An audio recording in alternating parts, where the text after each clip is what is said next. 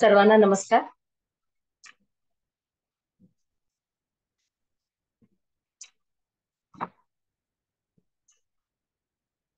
Sir आवाज येतोय? Yes, ma'am. We can hear you. Okay, thank you. राष्ट्रीय शैक्षणिक धोरण 2020 NEP 2020. प्रश्न तुमचे, उत्तर आमचे. महाराष्ट्र राज्यात उच्च व तंत्र शिक्षण विभागाअंतर्गत राष्ट्रीय शैक्षणिक धोरण 2020 ची सूत्रबद्ध पद्धतीने अंमलबजावणी सुरू असून सर्व अकृषी विद्यापीठे, स्वायत्त महाविद्यालये आणि संलग्नित महाविद्यालयामध्ये नवीन अभ्यासक्रम पद्धती व श्रेयांक पद्धती लागू करण्यात आली आहे. राज्यातील सर्व विद्यापीठे व महाविद्यालयीन शिक्षक, विद्यार्थी आणि पालकांचे प्रबोधन आणि मार्गदर्शन व्हावे या अनुषंगाने ऑनलाईन पद्धतीने प्रबोधनपर मुक्त व्यासपीठ सुरू केलेले आहे. या प्रबोधनपर उपक्रमास सुकाणू समितीतले तज्ञ सदस्य विचारलेल्या प्रश्नांचे उकल व निराकरण करणार आहे. आजच्या या सत्रात आपल्याकडे कवयित्री बहिणाबाई चौधरी उत्तर महाराष्ट्र विद्यापीठाचे कुलगुरू प्रोफेसर माहेश्वरी सर, YCMOU चे प्रकुलगुरू प्रोफेसर बिसेन सर, उच्च तंत्र शिक्षण विभागाचे संचालक डॉक्टर देवळणकर सर आणि आता मुंबई विद्यापीठाचे कुलगुरू प्रोफेसर रवींद्र कुलकर्णी सर हे सगळे जॉईन झालेले आहेत. तर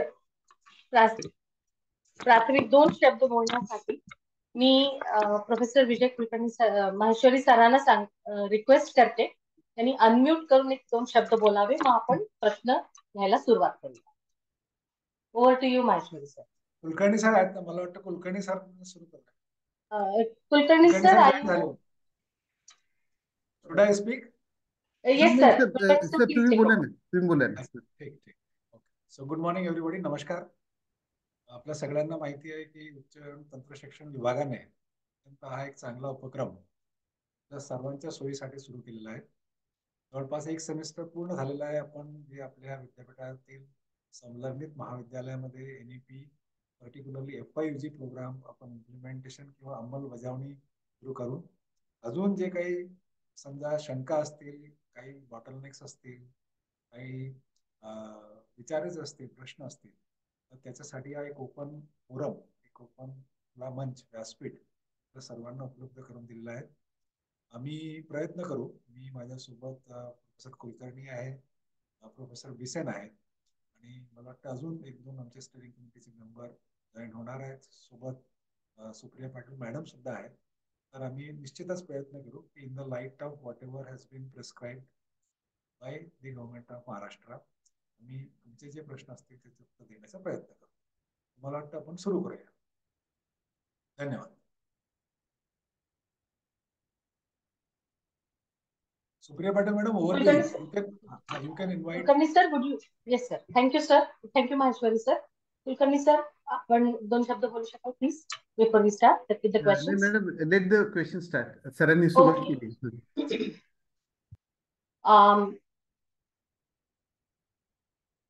ज्या सन्माननीय बाकीचे जे आपले आज टीचर्स, पालक, स्टुडंट्स जे जॉईन झालेले आहेत या मीटिंगसाठी, आपण जर अनम्यूट करून एक प्रश्न विचारू शकला तर let us begin with. Sarla Patil madam कोण आहेत त्यांना विचारायचं आहे. त्यांनी हँड रेज केलेला आहे.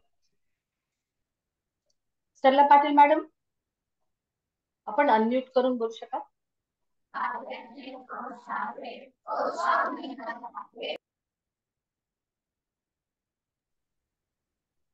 मॅडम, आवाज क्लिअर येत नाहीये.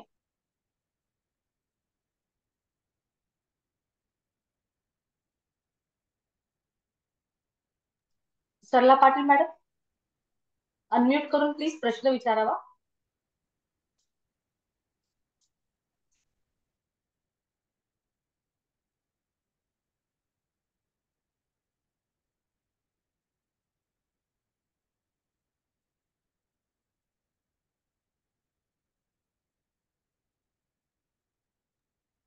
मॅडम, तोपर्यंत पुढचा प्रश्न घेऊया. त्यांचा आवाज कदाचित होत नाही, कनेक्टिव्हिटी नसेल. पुढचा प्रश्न घेता येईल.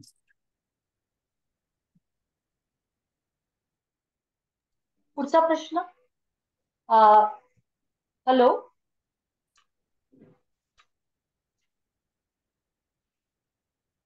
ज्यांना प्रश्न विचारायचे असतील त्यांनी हँड रेस करावा, डिजिटल हँड रेस करायचं आहे, आणि मग मॅडम किंवा आम्ही कोणीतरी आपल्याला सांगू की तुम्ही अनम्यूट करा आणि प्रश्न विचारा. ज्यांचे प्रश्न असतील त्यांनी कृपा करून डिजिटल हँड रेस करावा, जेणेकरून आम्हाला ते कॉल करायला सोपं होईल. Sarla Patil madam, if you can unmute yourself, please do that and ask your question.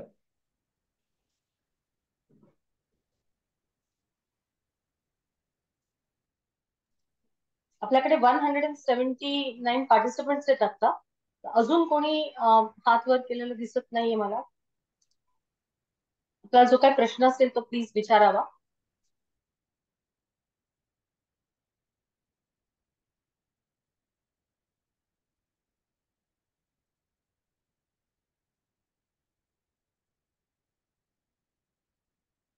Madam, काही ठिकाणी कॉलेजेस एकत्र आहेत, म्हणजे मला वाटतं प्राचार्य आणि त्यांचे कलिग, तिथं काही त्यांना विचारा, त्यांच्याकडे प्रश्न आहेत का काही.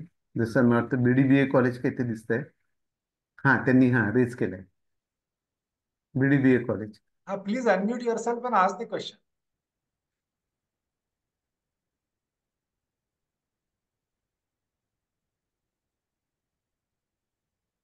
काय झाला ना राव, तुम्ही असं काय करता, आपल्याकडे हेल्मेट आहे. Hello hello. हा, विचारा सर. हा, नमस्ते. मी डॉक्टर बाबासाहेब आंबेडकर कॉलेजमधून प्रिन्सिपल आंधळे बोलतोय. आपण स्कूल कनेक्ट 2 म्हणून एक चांगला उपक्रम मागे काही दिवसापूर्वी घेतला. शासनाकडून आणि विद्यापीठाकडून त्या संदर्भात निर्देश होते. पण आमची एक अडचण अशी झाली की संचालक माध्यमिक यांच्याकडे पत्रव्यवहार झाला नाही, किंवा त्यांच्या शाळांना पत्र न गेल्यामुळं आम्हाला त्या ठिकाणच्या शाळांमध्ये सहकार्य मिळालं नाहीये बऱ्याच ठिकाणी. तर तो समन्वय आम्ही विद्यापीठापर्यंत त्याचा पाठपुरावा केला, पण आम्हाला सांगितलं गेलं की आम्ही त्यांना कळवूया. तर आता शासनाचे प्रतिनिधी इथं आहेत. मला असं वाटतं की ती अतिशय चांगली गोष्ट आहे की कॉलेजेस जर कनेक्ट झाली स्कूल आणि ज्युनियर कॉलेजेस लेवलला, तर चांगल्यापैकी आपल्या कन्सेप्ट NEPच्या आपल्याला तिथपासून आपल्याला त्यांना देता येतात, क्लिअर करता येतात. हा एक मुद्दा आहे. आणि विद्यापीठाच्या पातळीवर अजून काही सिलेबस किंवा बास्केटमध्ये काही थोड्याफार अपूर्णता आहेत, त्याला थोडीशी गती मिळाली पाहिजे, अशा स्वरूपाची एक आमची सूचना आहे. तर त्या स्कूल कनेक्टच्या संदर्भाने कार्यवाही व्हावी. माध्यमिक शिक्षण विभाग किंवा ज्युनियर कॉलेजेसच्या ज्या अथॉरिटीज असतील, संचालक त्यांच्यापर्यंत या प्रकारचे निर्देश गेले आणि त्यांचं पत्र जर त्या शाखा प्रमुखाला निघालं तर बरं होईल. ठीक आहे सर. डॉक्टर मगर.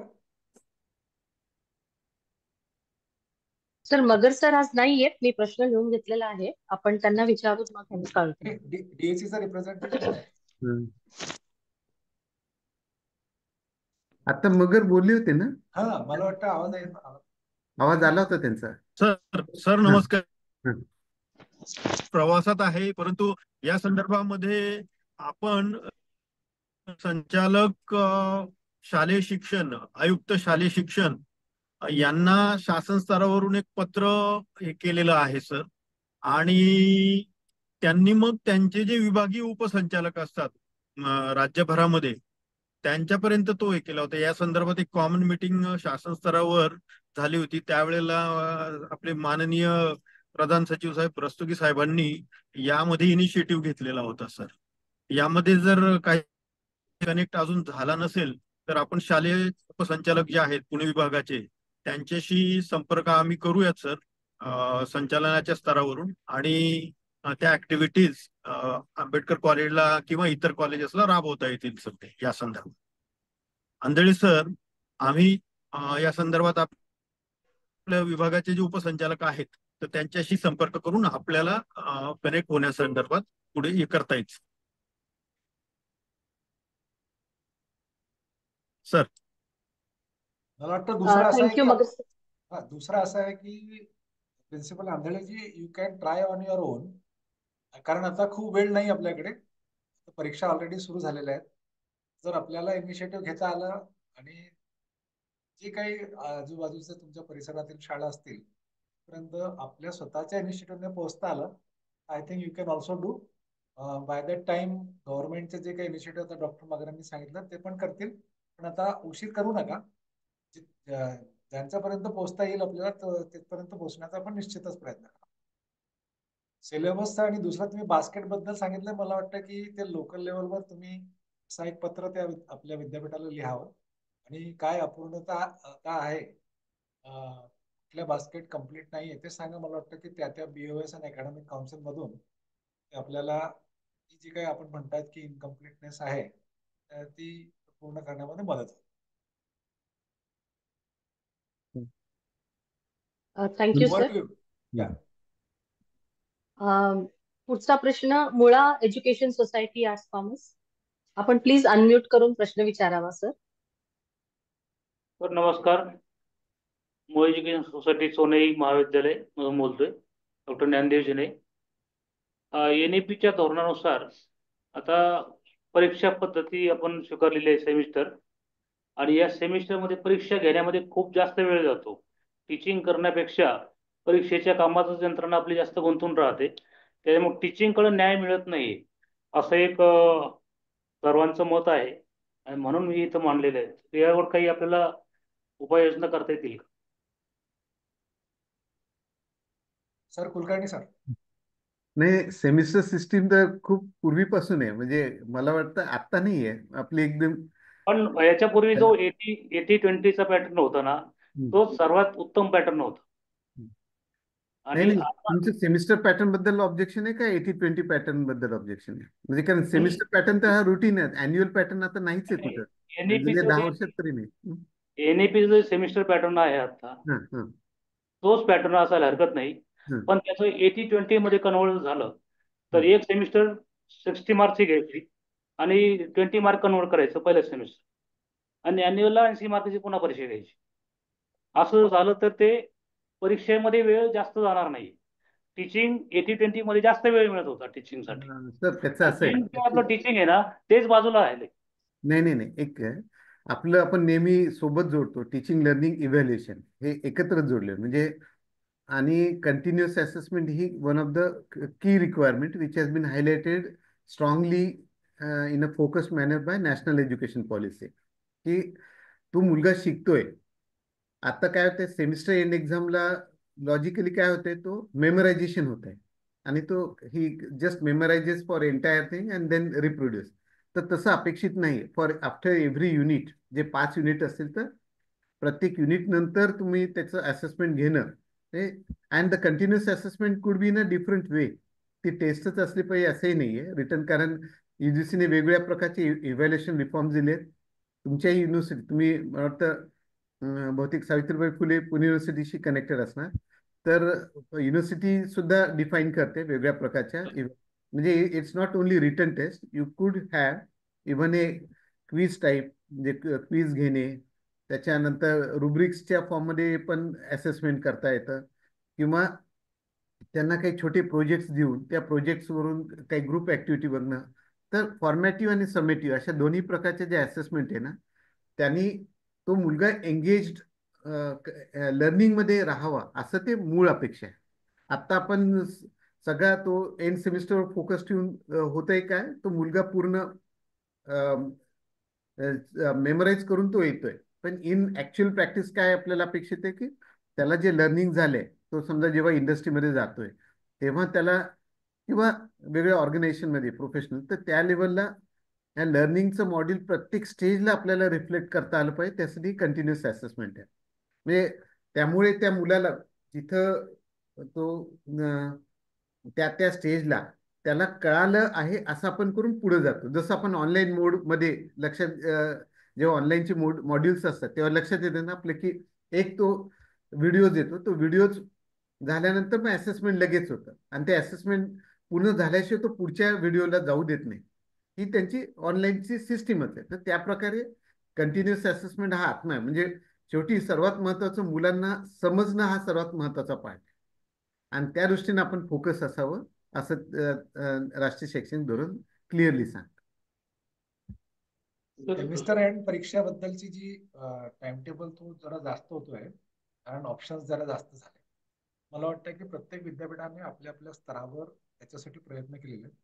वेगवेगळे what you can say strategy वापरून तो कालावधी कसा लिमिटेड ठेवता येईल, जसं आधी होता तसं कसं करता येईल त्या पद्धतीने काम केलेलं आहे. मुंबई विद्यापीठाने काही क्लस्टर कॉलेजेस केलेले आहेत. एबीसी एनएमए मध्ये आम्ही एक वेगळी स्ट्रॅटेजी वापरली, त्याच्यामुळे त्याच कालावधीमध्ये आता परीक्षा आम्ही घेतो आहे. हा एक्सपेरिमेंट आहे. मला वाटतं की तसंच काहीतरी एक्सपेरिमेंट प्रयोग सावित्रीबाई फुले पुणे विद्यापीठाने सुद्धा केला असावा, आणि केला नसावा तर तिथे पाठपुरावा केला समजा आपण तिथे विचारलं तिथपर्यंत ही जर आपली अडचण आपल्या विद्यापीठापर्यंत पोहोचली, मला वाटतं विद्यापीठ सुप्रिया पाटील मॅडम आहेत पुणे विद्यापीठाचे, मला वाटतं की तिथे पण आपल्याला काहीतरी करता येईल. पण हे बरोबर आहे की ऑप्शन्स जास्त असल्यामुळे, बास्केटमध्ये खूप सारे विषय असल्यामुळे तो परीक्षेचा कालावधी एंड सेमिस्टर एक्झामिनेशन, तर आपण दोन गोष्टी मला वाटतं थोडासा मिक्स करतोय. Your original question was with respect to the end semester examination, त्याला कालावधी जास्त लागतं. आता इंटरनलला आपण वी आर युज टू, जसं कुलकर्णी सरांनी सांगितलं की इट्स ए पॉझिटिव्ह रिफॉर्म. आपण रोटेल लर्निंग पासून जे म्हणतोय की मुलांना थोडा दूर ठेवावं, त्यांना कन्सेप्ट बेस्ड लर्निंगवर लक्ष केंद्रित करावं, याच्यासाठी ते आपण इंटरनल कंटिन्युअस असेसमेंटची पद्धत सुरू केली. मला वाटतं ते मोर ऑर लेस आत्मसात झालेली आहे, तर ती इंटिग्रेट झाली. त्याच्याबद्दल कोणाला काही प्रॉब्लेम नाही, त्याच्यामुळे काही खूप अडचण होत नाही. ते आपण एखादा एक लेक्चर न घेता त्या लेक्चरमध्ये आपण आपली इंटरनल टेस्ट कंडक्ट करू शकतो. तो तो हॅलो.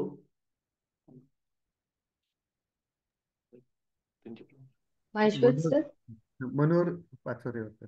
हा हॅलो मॅडम, आम्हाला आणखीन एक प्रश्न विचारायचा आहे. Sonai college. Hello hello. Hello, मी अमळ Sonai education society. Yes sir please तुमचा पुढचा प्रश्न विचारा. हा, आता ज्यावेळेस एनईपी 2020चं पहिलं सेमिस्टर सुरू झालं जूनमध्ये, तर सिलेबस आला, परंतु पुस्तकं जे आहेत ते पुस्तकं थेट ऑक्टोबर नोव्हेंबरमध्ये काही पुस्तक आलेले आहेत. तर तो आता ज्यावेळेस सेकंड इयर चालू होईल तर पुन्हा तोच प्रश्न येईल. विशेषतः इंग्लिश या विषयाची पुस्तकं फार उशीर आले. तर यावेळेस आपल्याला विनंती आहे की ते जर पुस्तकं जर वेळेत उपलब्ध झाले तर ते मुलांपर्यंत मग व्यवस्थित सिलेबस वगैरे सगळं पास होतं. तर तुमची युनिव्हर्सिटी सावित्रीबाई फुले पुणे युनिव्हर्सिटीच ना? हो, पुणे युनिव्हर्सिटी. सर हा प्रश्न मी नेते आपल्या विद्यापीठाच्या अथॉरिटीज समोर, पण आपण पण तिथे एखादी ईमेल किंवा बीओएसच्या चेअरमनशी बोलावे अशी विनंती. हा मी आपला प्रश्न तिकडे नक्की पोचवेन.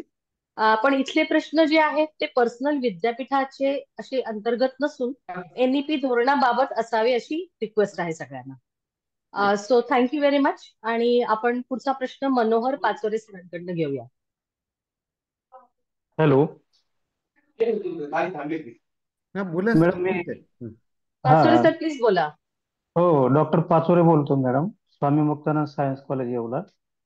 माझा प्रश्न असा होता की ह्या वर्षी युजी लेवलला फर्स्ट इयरला एनईपी लागू झालं, आणि त्यावेळेस पहिल्या सेमिस्टरला बराचसा वेळ त्याच्यामध्येच गेला. सिलेबस आणि ते बास्केट वगैरे सिलेक्ट करता करता त्याच्यात खूप वेळ जातो, आणि मग पहिलं सेमिस्टर खूप घाई होते, सिलेबस पूर्ण होत नाही. आणि आजही तसंच मला वाटतं का पुढच्या वर्षी SYBSE ला हा सिलेबस लागू होतो एनईपी, आणि अजूनपर्यंत तर कुठल्याच म्हणजे विद्यापीठामध्ये अशा पद्धतीने वर्कशॉप झालेली नाही, किंवा सिलेबस त्याच्यावरती चर्चा झालेली नाही, आणि त्याचं कसं इम्प्लिमेंटेशन करायचं. तर त्या संदर्भात लवकर जर, कारण हे वर्ष संपत आलं आणि आता जूनमध्ये नवीन सेकंड इयरला एनईपी लागू होईल, तर त्या संदर्भात अजून काहीच हालचाली नाही. त्या संदर्भात मला विचारायचं होतं. तर बोलू का? मनोहर सर, हो. आता हा. खरं म्हटलं तर एनईपी स्टेअरिंग कमिटीने 2 वर्ष या बाबतीत काम केलेलं आहे. म्हणजे 22 साधारणतः डिसेंबर 22ला एनईपी स्टेअरिंग कमिटीचं नोटिफिकेशन निघालं, आणि 23 पूर्ण वर्ष काम केलेलं आहे. म्हणजे अगदी, आणि असं नाही की हे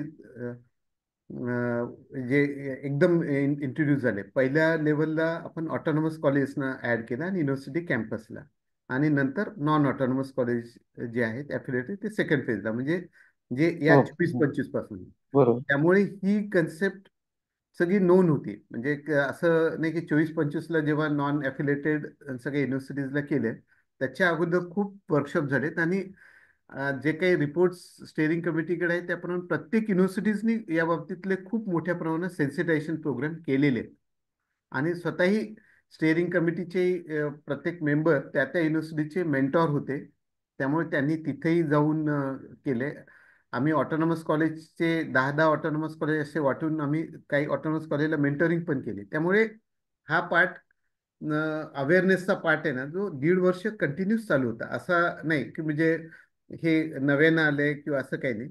तर त्यामुळे मला वाटतं त्या त्या नॉन ऑटोनॉमस कॉलेजनी ऑटोनॉमस कॉलेजचा जेव्हा 23-24ची प्रक्रिया चालू होती किंवा PG मध्ये पण आपण 23-24ला इंट्रोड्यूस केलं, तर मला वाटतं अपेक्षित होतं की त्या कॉलेजने 1 वर्ष ते ऑटोनॉमस कॉलेजमध्ये कसे प्रयोग होत आहेत काय याच्याकडे लक्ष देणं आवश्यक होतं. म्हणजे मला वाटतं हे कुठले सगळ्या युनिव्हर्सिटीजनी जो काही रिपोर्ट सांगतो येतो की सगळ्या युनिव्हर्सिटीजनी चांगले सेन्सिटायझेशन प्रोग्राम केलेत, बोर्ड ऑफ स्टडीजनी पण घेतलेत असंही आमच्याकडं हे आहे. तर त्यामुळे एकदमच तो हे केला असं नाही झालेलं आहे. 23 पूर्ण वर्ष NEP स्टेअरिंग कमिटीने घेतलेला आहे आणि प्लस 24चा हा 6 महिने.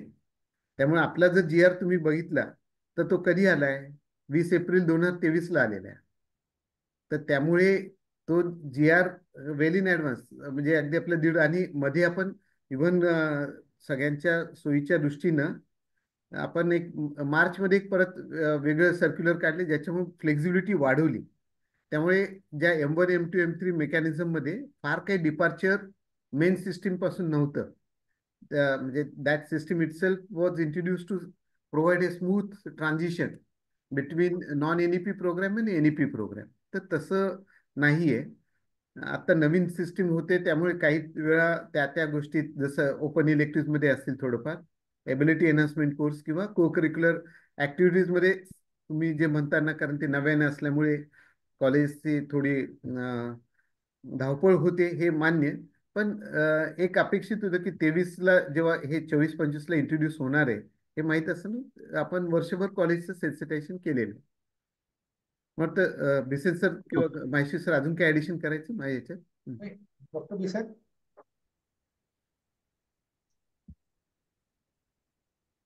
सर मी बोलू? हा बोलिये. कुलकर्णी सरांनी सांगितल्याप्रमाणे सर आपण ऑगस्ट 23 नंतर विद्यापीठांकडून फॉर्मॅट आपण एक हे केले होते. 2 ते 3 वेळा सतत आपण विद्यापीठांची बैठक घेतली होती सर. म्हणजे प्रकुलगुरू अधिष्ठातांची किंवा याचा 20 एप्रिल 23 आणि 16/5/23 या विषयीचा सिलेबस कंटेंट तयार करणे सिलेबसचे आणि ऍटलिस्ट पुढच्या 24-25 साठी अफिलिएटेड कॉलेजेस संदर्भातलं मी बोलतोय सर. आणि पूर्णपणे ऑगस्ट 23 पासून तर 13/3/24 सर्क्युलर निघेपर्यंत विद्यापीठांचा आपण कंटिन्युअस फॉलो घेतलेला आहे सर. अगदी शासन स्तरावरूनही आणि आपले कमिटी मेंबर्स जे आहेत मेंटॉर्स त्यांनी प्रत्यक्ष जाऊनही तिथे हे केलेलं आहे. यामुळे म्हणजे सेन्सिटायझेशन हे फार मोठ्या प्रमाणात आपण घेतलेलं आहे खरं तसं. आणि पुणे विद्यापीठामध्ये फार मोठ्या प्रमाणात कार्यक्रम झाले. तिथे आपले सदस्य होते, काही इतर तज्ज्ञ पण होते. म्हणून म्हणजे हा जो विषय आहे की SYBSC ला पुढे अवेअरनेस झालेला नाही वगैरे असं मला तरी वाटत नाही. विद्यापीठ पातळीवर आता याला संबंधित विद्यापीठाने थोडा फॉलोअप जर अजून घेतला तर बरं होईल. तर त्याच्यामध्ये सर आता आपले वेलिंग सर, मी आणि मला वाटतं आपले सपकाळ सर आहेत MGM विद्यापीठाचे कुलगुरू सुकाणू समिती सदस्य आहेत. पुढच्या आठवड्यामध्ये सर पुणे विद्यापीठामध्ये आपण आता जो शेड्यूल दिलाय मेंटॉर्सचा ही बैठक होणार आहे सर. तर त्या अंतर्गत सुद्धा हा विषय तिथे नेता येईल सर.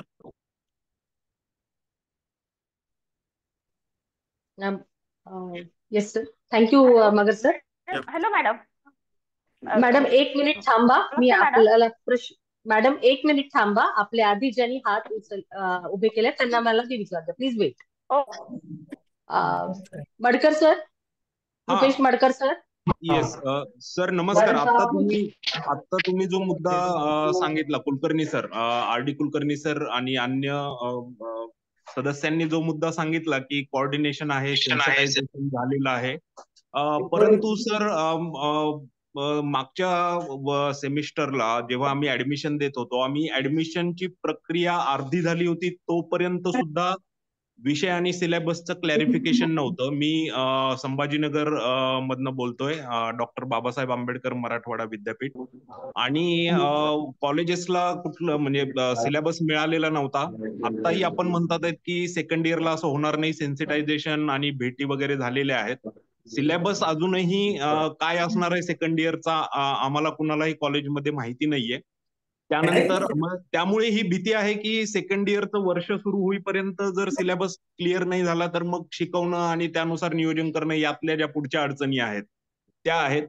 दुसरा मुद्दा जो इथे जो विचारायचा आहे तो अनेक जे कंटिन्युअस इव्हॅल्युएशन बद्दल जे आपण आता सुरुवातीचा एक प्रश्न होता त्याबद्दल जे आपण सांगितलं, तर त्यामध्ये आम्हाला जो अनुभव आला त्यामध्ये परीक्षेमध्ये जो वेळ खूप सारा जो गेलेला आहे, ट्रान्झिशन फेज आहे, आधीचे काही पेपर आणि आत्ताचे चालू असलेले काही पेपर असे जवळजवळ आमच्याकडे 4 महिने परीक्षेमध्ये गेलेले आहेत. 8 ऑक्टोबर ते 15 जानेवारी पर्यंत मोठा स्टाफ हा परीक्षा घेणे, मार्क्स भरणे, विद्यापीठाच्या पोर्टलवरती मार्क्स भरणे आणि एका विषयाचे जवळजवळ 6 डाटा एंट्रीज होत्या. म्हणजे इंटरनलचे मार्क वेगळे, एक्सटर्नलचे मार्क वेगळे, इंटरनलचे पुन्हा आपण आपला प्रश्न कॉइन करावा प्लीज. प्रश्न मला हाच विचारायचा आहे सर. व्हिडिओ ऑन करा प्लीज. येस. प्रश्न कॉइन करा. पटकन आपल्याला विचारायचं काय नेमकं एनईपी बद्दलचं काय ते विचारा. सर आताही चर्चा अशी आम्ही ऐकतोय की जो यावर्षी फर्स्ट इयरला IKS मध्ये जे विषय डॉक्टर बाबासाहेब आंबेडकर मराठवाडा विद्यापीठामध्ये दिले होते तर ते पुढच्या वर्षी पुन्हा फर्स्ट इयरला बदलणार आहेत अशी मोठी चर्चा आम्ही ऐकलेली आहे. नाही मग बघा doctor Matkar, don't go by what is hearsay this thing. चर्चावर त्याला काही अर्थ नाहीये. नेमका प्रश्न काय ते विचारा प्लीज आणि त्याचं उत्तर दे. चर्चा अशा बऱ्याच पेपर पुन्हा बदलण्याची शक्यता आहे का फर्स्ट इयरला जे ऑलरेडी दिलेले आहेत आणि सेकंड इयरचा सिलेबस आम्हाला कधीपर्यंत मिळू शकेल? हे बघा माहेश्वरी सर, परमिशन आहे आपकी? हॅलो, एक मिनिट माडकर सर, एक मिनिट माडकर सर. हा सर. तुमच्या प्रश्नात तुम्ही एकाच वेळी 2 विषय वेगळे, 2 स्वतंत्र विषय आहेत. क्रमांक एक आहे विद्यार्थी शिक्षक यांच्या प्रबोधनाचा, तर त्याबद्दलचं खूप मोठ्या प्रमाणामध्ये सेन्सिटायझेशन झालेलं आहे. याचं उत्तर माननीय RD सरांनी सांगितलं आणि मगर सरांनी सांगितलंय. आणि तुम्ही जर स्पेसिफिक विद्यापीठाचं नाव घेऊन सांगितलं तर तुम्हाला मी त्या विद्यापीठामध्ये कशा प्रकारचे उपक्रम झालेले हे देखील सांगू शकतो. हा झाला एक विषय. Good morning sir. एक मिनिट थांबा मॅडम, कोण बोलतोय ते? दुसरा विषय तुम्ही असं म्हणालात की तुम्हाला सिलेबस अजून मिळालेला नाही किंवा उशिरा मिळाले. हा पूर्णतः विषय हा NEPच्या स्टेअरिंग कमिटीचा विषय नाहीये. हा पूर्णतः तुमच्या विद्यापीठाचा विषय आहे. विद्यापीठानं वेळेवर तुम्हाला सिलेबस देण्याचा विषय विद्यापीठाची ती जबाबदारी आहे. तुमच्या अभ्यास मंडळाची, तुमच्या अकॅडमिक काउन्सिलची ती जबाबदारी आहे. आणि तिसरा जर तुम्ही विषय विचारला की पुढच्या वर्षी IKS बदलणार का, तर IKS बद्दल तर तुम्हाला धोरणात्मक एवढंच सांगतो की गेल्याच्या नंतर ते त्याच्या विषयाशी संबंधित सब्जेक्ट स्पेसिफिक आहे. त्यामुळे समजा तुमच्या आंबेडकर विद्यापीठानं, डॉक्टर बाबासाहेब आंबेडकर मराठवाडा विद्यापीठानं जर IKS मध्ये जेनेरिक त्या ठिकाणी घेतलेलं नसेल तर कदाचित ते बदलतीलही. हा पूर्णतः विषय तुमच्या त्या विद्यापीठाशी रिलेटेड आहे. तुम्हाला तो विषय विद्यापीठाला विचारायला लागेल. ठीक आहे? Okay sir. Thank you sir. Yes sir. Thank you Matkar sir, thank you Bisen sir. पुढचा प्रश्न सुनील भोईटे सरांचा. आणि मॅडम तुम्ही म्यूट करून ठेवू नका. म्यूट केल्यानंतर काय होतं की RD सर तिकडून मला म्हणतायत की बिसेन सर बोला आणि माझं तुम्ही को-होस्ट मी नाही म्यूट करू शकत. तुम्ही को-होस्ट आहात सर, म्यूट नाही केलेलं. तुम्ही को-होस्ट आहात. Hello, hello Bhoite sir. Mohankar madam please wait. One by one raise your hands please. Hello, Shivaji विद्यापीठामध्ये 20-80 असं स्ट्रक्चर आहे. इंटरनल 20 आणि एक्सटर्नल 80. आणि पुणे विद्यापीठामध्ये मात्र 70-30 अशा प्रकारचं स्ट्रक्चर दिसतं. तर स्टेट लेवलवरती आपण सर्व विद्यापीठाचे एक स्ट्रक्चर का घेऊ शकत नाही इंटरनल आणि एक्सटर्नल साठी? तर म्हणजे हा फरक दिसतो. तर तो फरक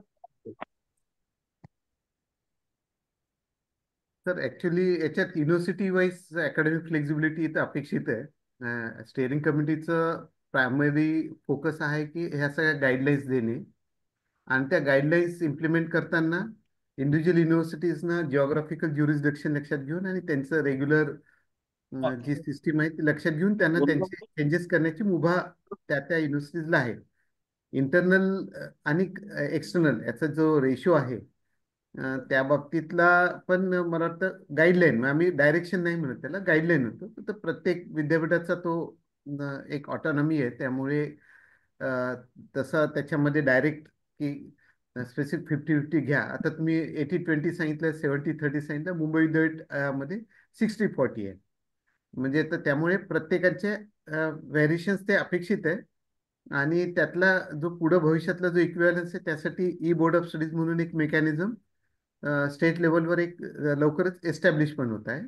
त्यामुळे युनिव्हर्सिटीची फ्रीडम आणि फ्लेक्झिबिलिटी, ऑटोनॉमी ते ग्राह्य धरावं लागतं आणि गाईडलाईन देता येतात, डायरेक्शन्स नाही. एवढंच एक फक्त आपल्याला या निमित्ताने सांगितलं. धन्यवाद सर.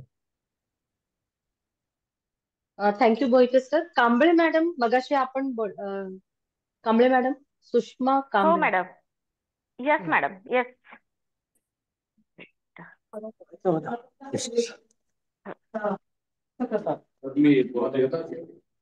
प्रश्न विचारा प्लीज, प्रश्न विचारा.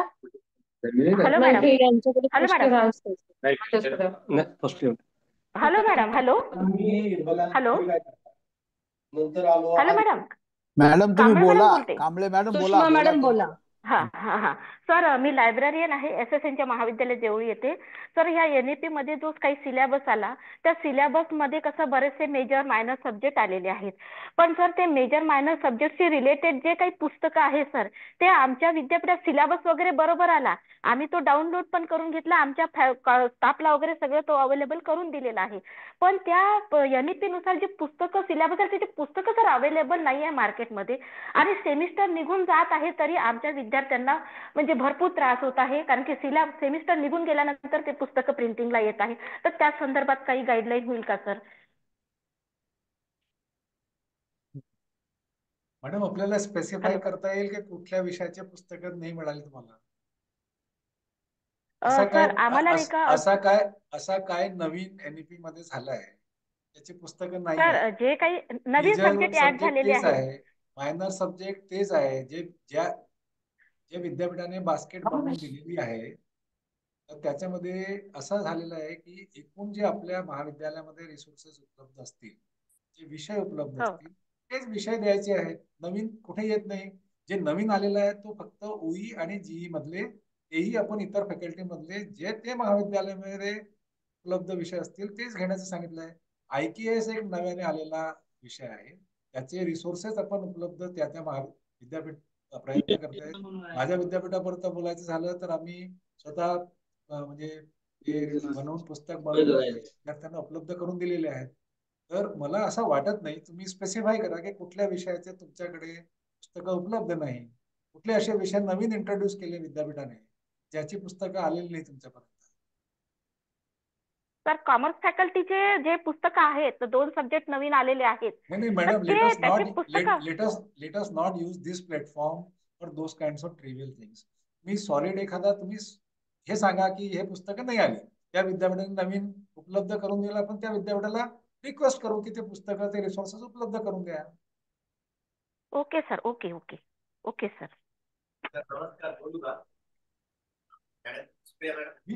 We have requested that those who want to ask question, please raise your digital hand. Don't just unmute yourself and then raise voice in between. Madam Supriya Patil will ask the name and then that person will ask the question. You please raise the digital hand. There is a provision in Zoom wherein you can raise the digital hand. She will come to know whom to ask. Madam. Thank you. पुढचा प्रश्न doctor Tarachand. Doctor Tarachand please unmute करा आणि आपला प्रश्न विचारा. नमस्कार sir, मी धनाजी नाना महाविद्यालय Faizpur KBC NMU Jalgaon इथून बोलत आहे. सर, आपल्याला IKS आणि त्यासोबत सेकंड सेमिस्टरला VEC इंडियन कॉन्स्टिट्यूशन सायन्स फॅकल्टीला पण लागू केलेला आहे. तर तो जो सिलेबस जो आहे त्या सिलेबसचा वर्कलोड हा पकडला जाईल का, हा एक माझा प्रश्न होता. कुलकर्णी सर. सर याच्यामध्ये जे सगळे जे 5 व्हर्टिकल्स आहेत, इवन इन्क्लुडिंग को करिक्युलर ऍक्टिव्हिटीज, या सगळ्यांच्या बाबतीतला असा क्लिअर निर्देश आहे की जे प्राध्यापक ते शिकवत आहेत त्यांचे वर्कलोड काउंट करावा, हा क्लिअर निर्देश आहेत. फक्त त्या वर्कलोडच्या definitions vertical to vertical differ होतात. म्हणजे ओपन इलेक्टिव्हला बॅच साईज वेगळी असते किंवा IKS ला बॅच साईज वेगळी आहे, जी कोर आणि मायनर ज्याला त्याची बॅच साईज वेगळी आहे. तर हे तर क्लिअर आहे की दॅट वर्कलोड इज काउंटेड. फक्त बॅच साईज तुम्ही जी डिफाईन केली गेली ना, ती फक्त ते गाईडलाईन्स बघा, त्या बॅच साईज प्रमाणे ती फॉलो होते. तर वर्कलोड साही म्हणजे इव्हन NSS NCC मध्ये एखादा तुम्ही फॅकल्टी डिप्लॉय केलाय, NSS NCC किंवा को करिक्युलर ऍक्टिव्हिटीज मध्ये अदर काही घेतले असेल म्हणजे फाईन आर्ट्स, व्हिज्युअल आर्ट्स, तर त्यासाठी सुद्धा वर्कलोड काउंट करायला सांगितलं गेलं आहे. तर त्याप्रमाणे फक्त बॅच साईज प्रत्येकाची वेगळी आहे. Okay, thank you sir. Thank you Tarachand sir. पुढचा प्रश्न Rashmi Moharkar madam. Rashmi Moharkar madam. Madam unmute व्हा. रश्मी रश्मी मॅडम, एक तर कॅमेरा पण ऑन हॅलो. करा आणि अनम्यूट व्हा. कॅमेरा पण अच्छा, ऑन करा मॅडम. कॅमेरा पण ऑन करीन. Okay ma'am. तोपर्यंत प्रश्न विचारा मॅडम. थोडा प्रॉब्लेम होऊन राहिलाय मॅम. ऐकायला येतंय का? प्रश्न बोलते मी. हॅलो. हो, प्रश्न विचारा मॅडम. मॅडम, माझा प्रश्न असा आहे की मी ज्युनियर कॉलेजला शिकवते होम इकॉनॉमिक्स विषय. तर नवीन LEP मध्ये जो विषय आराखडे आमच्या विषयाचा उल्लेख कुठेच नाहीये. तर काय त्यांना प्रश्न रिपीट करायला सांगतो. मॅडम तुमचा व्हिडिओ ऑफ करा, कारण मला वाटतं तुमचा इंटरनेट इश्यू दिसतोय. तर तुम्ही व्हिडिओ ऑफ व्हिडिओ तर व्हिडिओ ऑफ करा आणि प्रश्न विचारा. तुमचं तुम्ही ज्युनियर कॉलेजचे आहेत. हॅलो. बॅक झालं होतं सर, थोडं स्क्रीनवर येत नाही. माझा प्रश्न असा आहे की मी ज्युनियर कॉलेजला शिकवते, होम इकॉनॉमिक्स विषय आहे. तर विषय आराखड्यामध्ये होम इकॉनॉमिक्स किंवा होम सायन्सचा कुठेच उल्लेख नाही आहे. तर त्याला कोणत्या गटामध्ये घातलेलं आहे त्याबद्दल थोडं मार्गदर्शन करावं सर. रश्मी मॅडम, एक तर ज्युनियर कॉलेजचं फ्रेमवर्क आम्ही दिलेलं नाही. ज्युनियर कॉलेजचं म्हणजे 11वी 12वी असं मी करेक्ट, तुम्ही 12वी पर्यंत शिकवताय ना? जी सर. तर 11वी 12वीचा तो शालेय एज्युकेशनचा पार्ट आहे. पण तुम्ही होम सायन्स जो उल्लेख केलाय, होम सायन्स आणि जे इंटरडिसिप्लिन स्टडीज मध्ये आहे, तर त्यामुळे होम सायन्स किंवा सोशल वर्क असेल, फाईन आर्ट्स असेल, व्हिज्युअल आर्ट्स, तर त्यांचे फ्रेमवर्क वेगळे दिलेले आहेत आणि ते त्याप्रमाणे त्याचं डायरेक्शन. शाळेला ज्युनियर कॉलेज अटॅच आहे, तर बाकी सर्व विषयांचा उल्लेख आहे सर तिथे. Moharkar madam, please understand, digital online मीटिंगचे पण काही नियम आहेत, त्यांना उत्तर देऊ द्या. तुम्ही ऐकून तर घ्या पूर्ण. Okay sir. रश्मी मॅडम, हे आपण जो आपला जो 20 एप्रिल 2023चा जो पहिला GR आला ना, त्यामध्ये art, science, commerce, non professional असे म्हणले गेले. मग 4 जुलैचा जो आला त्याच्यामध्ये इंजिनिअरिंग आलं आणि इन ड्यू कोर्स एक वेगळी कमिटी, जे subjects which were not included किंवा जसं होम सायन्स आहे, फाईन आर्ट्स आहे, व्हिज्युअल आर्ट्स आहे, अप्लाइड आर्ट्स आहेत, सोशल वर्क आहे, लायब्ररी आणि इन्फॉर्मेशन सायन्स आहे, यांचं एक वेगळी कमिटी होती आणि त्या कमिटीने पण त्याच्या गाईडलाईन्स दिलेल्या आहेत. त्यामुळे ज्यांच्याकडे होम सायन्स आहे, म्हणजे जसं SNDT युनिव्हर्सिटीमध्ये आहे किंवा वेगवेगळ्या कॉलेजेसमध्ये आहे, तर त्या होम सायन्सच्या पण गाईडलाईन्स त्याचा करिक्युलर फ्रेमवर्क त्याचा उपलब्ध झालेला आहे. त्याप्रमाणे त्या बोर्ड ऑफ स्टडीजने ते घ्यायचं आहे. तर आता तुमचं ज्युनियर कॉलेजचा, तुमचं सिनियर कॉलेजचं परसेप्शन कसं आहे ते आम्हाला काही लक्षात येत नाही. तुम्ही सिनियर कॉलेजला पण शिकवताय का? नाही, मी ज्युनियर कॉलेजलाच आहे. पण तुम्ही भविष्याच्या दृष्टीने तो विचारता. ठीक आहे, तो त्याचे करिक्युलर फ्रेमवर्क झालेला आहे. होम सायन्सचा आहे. Okay sir, thank you Rashmi madam. पुढचा प्रश्न डॉक्टर गजानन वानखेडे. सर्वांना नमस्कार माझा. सर, मी बळीराम पाटील कला वाणिज्य व विज्ञान महाविद्यालय किनवट येथून बोलत आहे. तर स्कूल कनेक्ट कार्यक्रमामध्ये आम्ही सर जवळजवळ 700 ते 800 विद्यार्थ्यांपर्यंत पोहोचलो.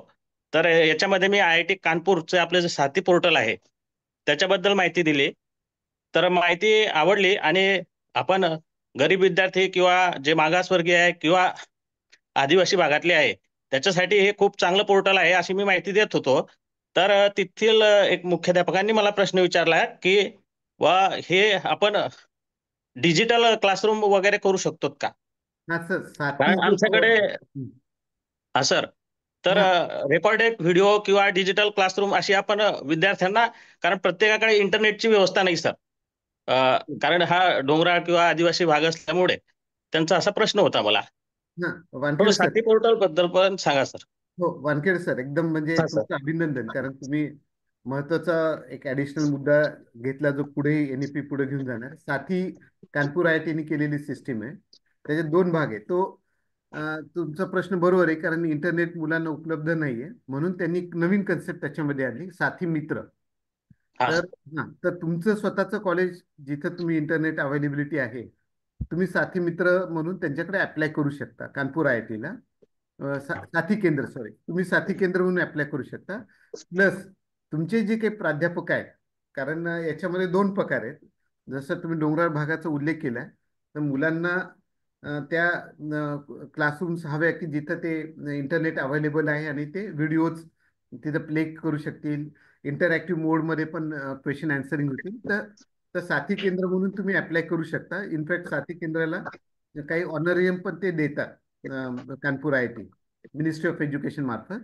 प्लस तुमचे काही प्राध्यापक किंवा आजूबाजूच्या कॉलेजचे ज्यांना त्या विषयात रस आहे, फिजिक्स, केमिस्ट्री, मॅथमॅटिक्स किंवा असे, ते साथी मित्र म्हणून काम करू शकतात. म्हणजे त्यांचा रोल काय आहे, एक प्रकारे एक तर तुम्ही तुमचा व्हिडिओ ची मुलांना देण्यासाठी तुम्ही व्यवस्था केली, पण तरी मुलांना काही अडचण येऊ शकतात.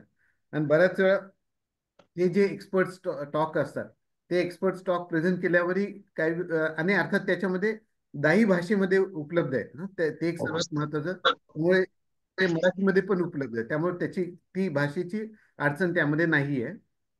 पण जो काही तरी त्यामध्ये जो काही डायलॉगमध्ये काही वेळा जो गॅप येऊ शकतो, त्या गॅप येऊ नये म्हणून काही प्राध्यापकांनी स्वतः पुढे येऊन साथी मित्र म्हणून पण रजिस्टर करू शकतात.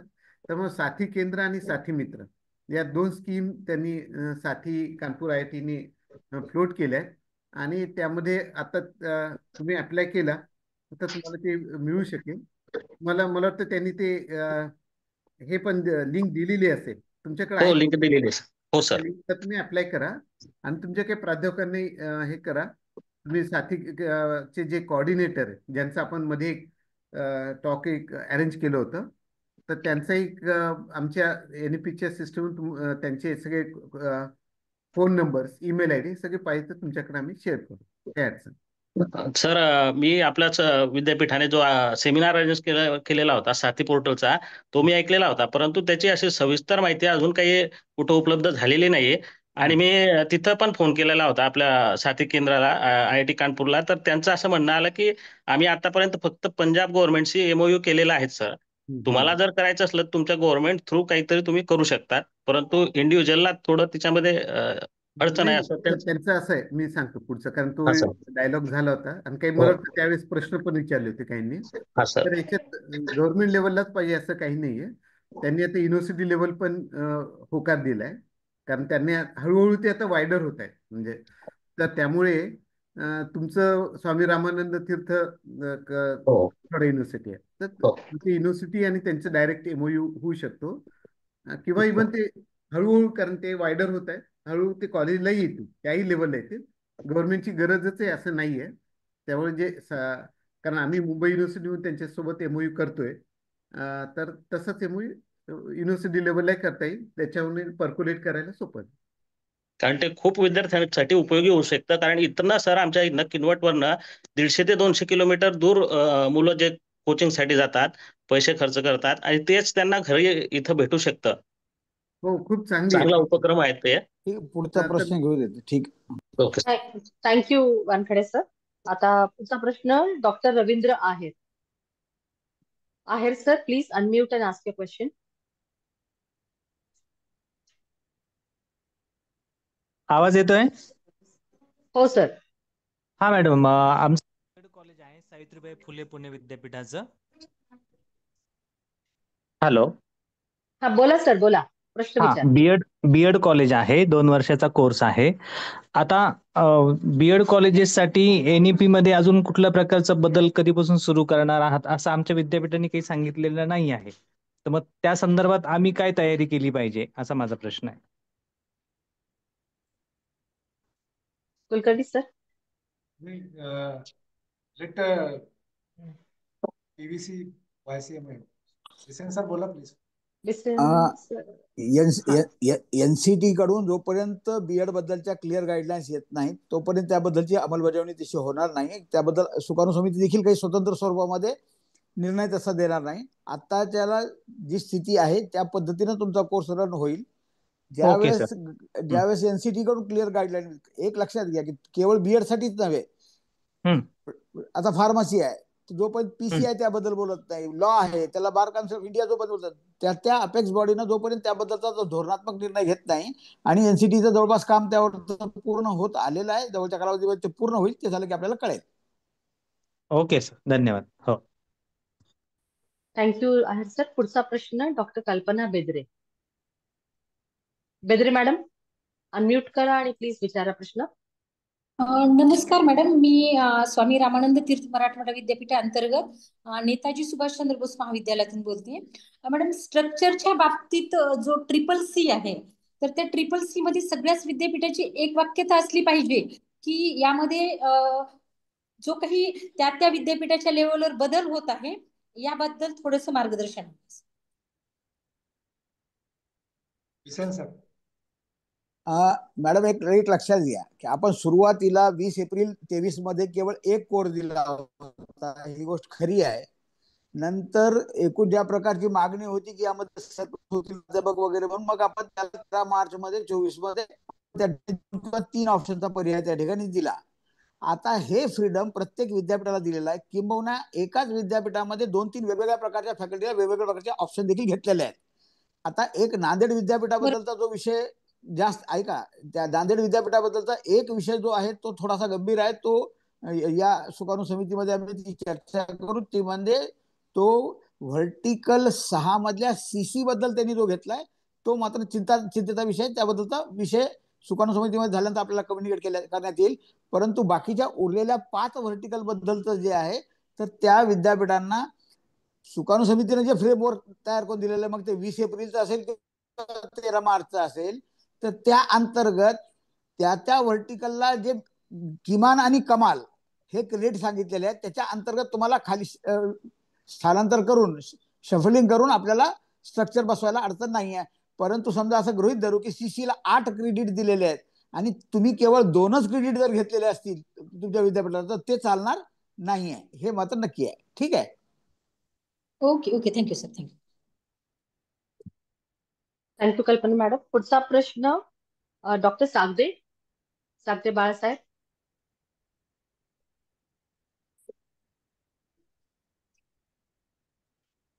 सर, आवाज येतोय? Am I audible? हो, येस. सर, आमचं new arts commerce and science महाविद्यालय सावित्रीबाई फुले पुणे विद्यापीठाला ऍफिलिएटेड आहे आणि आमचं महाविद्यालय ऑटोनॉमस आहे. आम्ही गेल्या वर्षी राष्ट्रीय शैक्षणिक धोरणाची सुरुवात केलेली आहे ऑटोनॉमस असल्यानं, आणि आता हे आमचं 2nd इयर आहे. तर मागच्या वर्षी सुद्धा की आम्ही राव सरांना हा प्रश्न स्वतः मी विचारला होता आणि ते असं म्हणाले होते, त्यांनी नोंदही घेतली होती, डायरीत लिहूनही घेतलेलं होतं. तो प्रश्न परत एकदा रिपीट करतो की फील्ड प्रोजेक्ट UG ला आहे, कम्युनिटी एंगेजमेंट UG ला आहे आणि रिसर्च प्रोजेक्ट BG ला आहे, स्किल एनहान्समेंट आहे. तर या संदर्भामध्ये बॅचेस डिफाईन करण्याचा प्रश्न होता आणि सर असं म्हणाले होते की आम्ही या संदर्भात निर्णय घेऊन तुम्हाला कळू. मी असं विचारलं होतं की ह्या बॅचेस आम्ही डिफाईन करायच्या की तुम्ही देणार आहात, तेव्हा त्यांनी डायरीत लिहून घेतलं होतं परंतु त्यावर उत्तर मिळालेलं नव्हतं. पण काय होतं की जेव्हा मनुष्यबळ आपल्याला नेमायचं तेव्हा जॉईंट डायरेक्टर कडनं पण वेळोवेळी जे सँक्शन वर्कलोड आणि याचं सँक्शन लेटर हे मागितले जातात. आणि बॅच साईज जर डिफाईन असेल तर मला असं वाटतं की आपल्याला वेळोवेळी मनुष्यबळ नेमताना CHB असेल किंवा मनुष्यबळ असेल तर हे सोयीचं होईल. तर या संदर्भामध्ये आपण योग्य ते मार्गदर्शन करावं ही विनंती. वाटतं प्रशांत मगरनी म्हणजे मगर सर तुम्ही देता याचं उत्तर बॅक साईडचा रिपोर्ट. Yes sir. सरांचा जो प्रश्न आहे तो बॅच साईज, प्रॅक्टिकलची बॅच साईज कशी असावी या संदर्भात आपण एक कार्यभार समिती जी नेमली होती, कार्यभार समितीने गेल्या वर्षभरामध्ये, दीड वर्षात बऱ्यापैकी त्याच्यावर अभ्यास करून एक प्राथमिक हे तयार केलेला आहे सर. आणि तो आपण शासनाकडे पाठविलेला आहे. शासन स्तरावरून अजून आपल्याला त्याबाबत कुठलेही निर्देश आलेले नाहीत. तुर्तास ज्या प्रचलित बॅच साईज आहेत सद्यस्थिती म्हणजे प्रत्येक विद्यापीठाचे काही ठिकाणी 15 आहे, काही ठिकाणी 12 आहे, काही ठिकाणी 20 अशी बॅच साईज आहे. त्यामुळे त्या विद्यापीठाने त्या प्रचलित याच्यानुसार ती बॅच साईज ठरवावी. आणि सद्यस्थितीमध्ये तोच नियम सध्या अस्तित्वात आहे सर. जोपर्यंत नवीन गाईडलाईन्स किंवा निर्देश येत नाहीत तोपर्यंत आपण त्याबद्दल म्हणजे किती असावी काय हे आता तुर्तास हे करणे योग्य होणार नाही. सर सर फक्त त्यात म्हणजे रिक्वेस्ट करायची ऍक्च्युअली निवास कॉलेजमधूनच बोलतोय. फक्त म्हणजे शासनाकडूनच नाही परंतु आम्हाला कधी कधी संस्थेकडे पण विचारणा करावी लागते. जर काही केमिस्ट्रीच्या विषयाला 100-150 मुलं असतात आणि सर बोला, काय बोलायचं ते बोला. तर तशा विषयामध्ये बॅच साईज जर डिफाईन करता आली तर आम्हाला संस्थेकडे किंवा लोकल व्यवस्थापनाकडे सुद्धा जे कॉन्ट्रॅक्च्युअल स्टाफ नेमायचा असतो तिथे पण फायदा होतो. म्हणजे फक्त गव्हर्नमेंट कडूनच नाही संस्थेकडून सुद्धा मनुष्यबळ मागवत वेळेस त्याचा फायदा होणार आहे. पण रिक्वेस्ट आहे की आम्ही ऑलरेडी आता त्या सगळ्या प्रक्रियेमध्ये त्यामुळे जर लवकर आलं तर चांगलं होईल.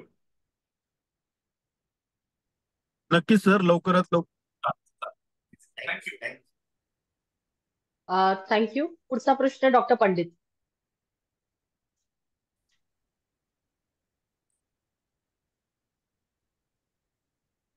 घेऊन चर्चा केली त्यावरूनच हे सगळा चर्चा करून केलेला आहे.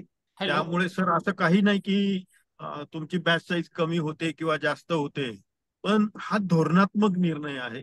जोपर्यंत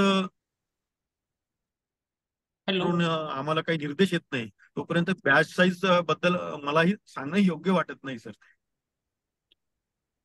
हॅलो सर, आवाज येतोय मॅडम? पंडित सर युट्यूब बंद करा तुमचं प्लीज.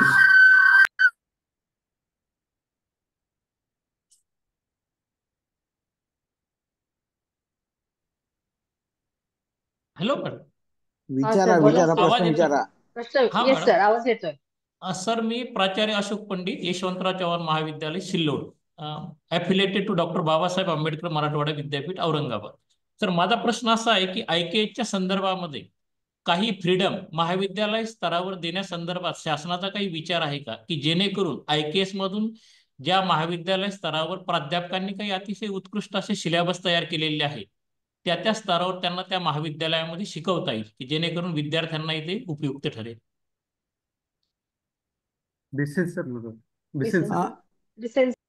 पंडित सर, IKS संदर्भात तुम्ही काही नवीन तयार केला असेल तर ते तुम्हाला तुमच्या विद्यापीठाकडे सादर करायला लागेल.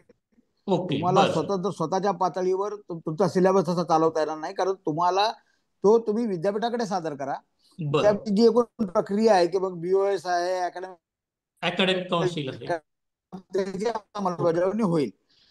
परंतु विद्यापीठानं दिलेला जो IKSचा सिलेबस आहे, कारण तुम्ही एका विद्यापीठाशी ॲफिलेटेड आहात, तुम्हाला त्या विद्यापीठाची डिग्री मिळणार आहे. त्यामुळे विद्यापीठाने जो दिलेला सिलेबस आहे तोच तुम्हाला स्वीकारावा लागेल. तुम्ही खूप चांगला तयार केला तर तुम्ही विद्यापीठाकडे सादर करा, विनंती करा विद्यापीठाला. विद्यापीठ त्यातला काय काय धोरणात्मक निर्णय घ्यायचा तो विद्यापीठ घेईल. चालेल. Okay, thank you sir. ठीक आहे. Yes sir, thank you.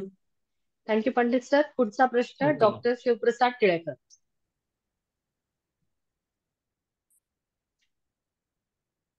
Hello madam. बोला सर, ऐकायला येतं. हा, माझा प्रश्न 2-3 प्रश्न आहेत माझे मॅडम. त्यातला पहिला प्रश्न असा आहे की आता जे IKS आणि CC बद्दल जे गायडन्स केलं त्या संदर्भातच असं आहे की IKS ला जी काही स्ट्रेंथ पकडायची आहे ती 60 ची पकडायची आहे का 120 ची पकडायची आहे क्लासची स्ट्रेंथ? तुम्ही हा माझा विचारू पहिला घ्या. प्रश्न आहे. हा, विचारा, सगळे प्रश्न विचारू घ्या तुम्ही. हा, आणि दुसरा प्रश्न असा आहे की मेजर आणि मायनरचा जो सिलेबस आहे तो आता मी जे पाहतोय ते सोलापूर विद्यापीठातून बोलतोय मी. तर सोलापूर विद्यापीठामध्ये मेजर आणि मायनरचा सिलेबस हा पॅरलल करायचं काम चालू आहे, सेमच. मग त्या संदर्भात काही गायडन्स मिळेल का की हा सिलेबस एकच ठेवायचा का वेगळा ठेवायचा? आणि तिसरा प्रश्न असा आहे माझा, फील्ड प्रोजेक्ट जे आहेत, मग ते फील्ड प्रोजेक्ट तुमचे OJT मध्ये आहेत, फील्ड प्रोजेक्ट आहेत, इंटर्नशिप आहे. तर फील्ड प्रोजेक्ट हा थेरोटिकल पेपर आहे का हा ऑन फील्ड प्रॅक्टिकल आहे? आणि काय होतंय की विद्यापीठामध्ये एकाच फॅकल्टीमध्ये वेगवेगळ्या सब्जेक्टसाठी फील्ड प्रोजेक्ट वरती वेगवेगळ्या प्रकारे इव्हॅल्युएशन केलं जात आहे. म्हणजे एक थेरोटिकल केलं जात आहे, एक प्रॅक्टिकल केलं जात आहे. मी ह्या संदर्भात एक मला आपलं गायडन्स हवं आहे. हा, फील्ड प्रोजेक्ट हा कम्प्लिटली प्रॅक्टिकल डोमेन आहे, ते थेरी नाहीये त्याच्यात ऍक्च्युअल फील्डवर जाऊन काम करायचं आहे. म्हणजे याच्यामध्ये 2 भाग असतात. समजा तो 2 क्रेडिट असल्यामुळे तो आणि एक्सपोनेन्शियल लर्निंग असल्यामुळे साधारणतः 30 ते 45 तासापर्यंत जातो तो. म्हणजे 2 क्रेडिट प्रॅक्टिकलला आपण 30 तास म्हणतो, पण याच्यात एक्सपोनेन्शियल लर्निंग पण आहे, त्यामुळे ऍडिशनल काही तास येतात. तर कसं आहे याच्यात, समजा ज्या फील्डचा तुम्ही प्रोजेक्ट घेतलेला आहे तर त्याच्या संदर्भातलं जे काही बॅकग्राऊंड वर्क आहे, लिटरेचर वर्क आहे वगैरे, ते कॉलेजला असेल. त्यामुळे त्याला असं तुम्ही थेरॉटिकल म्हणत असाल तर तो वेगळा आहे. तो ऍक्च्युअली त्याचं लिटरेचर स्टडी म्हणेल किंवा त्याचं बॅकग्राऊंड तिथं जाण्यापूर्वी तुम्हाला क्वेशनरी डिझाईन करायची असेल किंवा कुठल्या प्रकारची मेथॉडॉलॉजी वापरायची, याचा प्रकारचा अभ्यास हा पहिला आहे, ज्याच्यासाठी साधारणतः आपल्याला अपेक्षित आहे की 15 तास असावेत. म्हणून तो थेरॉटिकल असल्याचा भास होतो, पण ऍक्च्युअल कॉलेजमधलं प्रॅक्टिकल ऍस्पेक्ट आहे. आणि मग 15 तास तुम्ही त्या फील्डवर जाऊन काम करता आणि याच्या संदर्भातले रिपोर्ट्स तयार करतात. ते पुढचे 15 तासामध्ये त्याच्या संदर्भातल्या तुमच्या स्वतःचं असेसमेंट आहे, त्याच्यातही वेगवेगळ्या प्रकारचे असेसमेंट टेक्निक परत त्याच्यात आहेत. त्यामुळे त्या तुमच्या BOSने जसं डिझाईन केलं असेल तो त्यात येईलच. तर म्हणून तो कम्प्लिटली तसं म्हणलं तर प्रॅक्टिकल बेस आहे, हे आपल्याला लक्षात ठेवलं पाहिजे. आणि मला वाटतं तुमचा पहिला प्रश्न कोर आणि मायनरचा काही ते पॅरलल असा होता. सिलेबस पॅरलल शब्दाचा अर्थ काय होतो? दोन्हीकडे सारखा. आता म्हणजे आमच्या सोलापूर विद्यापीठामध्ये काय चाललंय की मेजर आणि मायनरचा सिलेबस हा सेमच ठेवायचं चाललेलं आहे. म्हणजे जी मुलं मेजर घेतील आणि जी मुलं मायनर घेतील, म्हणजे उदाहरण द्यायचं म्हटलं तर आपल्याला कसं आहे की फर्स्ट इयर साठी 3 पेपर घ्यायचे, तर त्यातून सेकंड इयरला येत असताना 2 पेपर तुमचा सिलेक्ट केले जाणार. त्यातला एक पेपर हा मेजर असणार आहे आणि एक पेपर हा मायनर असणार आहे, आणि एक पेपर हा तुमचा डिलीट होणार आहे. तर त्या 2 पेपर जे सिलेक्ट केले जाणार आहेत फर्स्ट इयर मधले, मग त्यातला एक मेजर असेल, एक मायनर असेल. मग आता जर समजा फिजिक्स असेल तर फिजिक्सची मुलं ही कोरचा पेपर म्हणजे मेजर पेपर घेतील, आणि समजा इलेक्ट्रॉनिकचा दुसरी मुलं असतील ती मुलं मायनर म्हणून फिजिक्स घेतील. मग त्या इलेक्ट्रॉनिक्स तुम्ही M1 मेजर M2 सर एक minute, M1 M2 M3 model घेतलेलं आहे ना, याचा अर्थ M1 M2 M3. ते M1 M2 M3 मध्ये फर्स्ट इयरला कोर मायनर असं डेफिनेशन नाहीच आहे, नाही सेकंड इयरला. सेकंड सेकंड इयरला. इयरला हा, तर त्यामुळे त्यातला थर्ड सब्जेक्ट ड्रॉप होतो आणि एक कोर आणि एक मायनर होतो, तो सेकंड इयरला डिफाईन. तर मग त्यात अडचण काय? अडचण अशी आहे की आता समजा एखाद्या मुलांनी मेजर फिजिक्स घेतला, सर फर्स्ट इयरला कुठे डिफाईन होतं? फर्स्ट इयरला तो M1 M2 M3 प्रमाणे घेतोय ना, सेकंड फर्स्ट इयर सर मी सेकंड इयर साठी बोलतोय.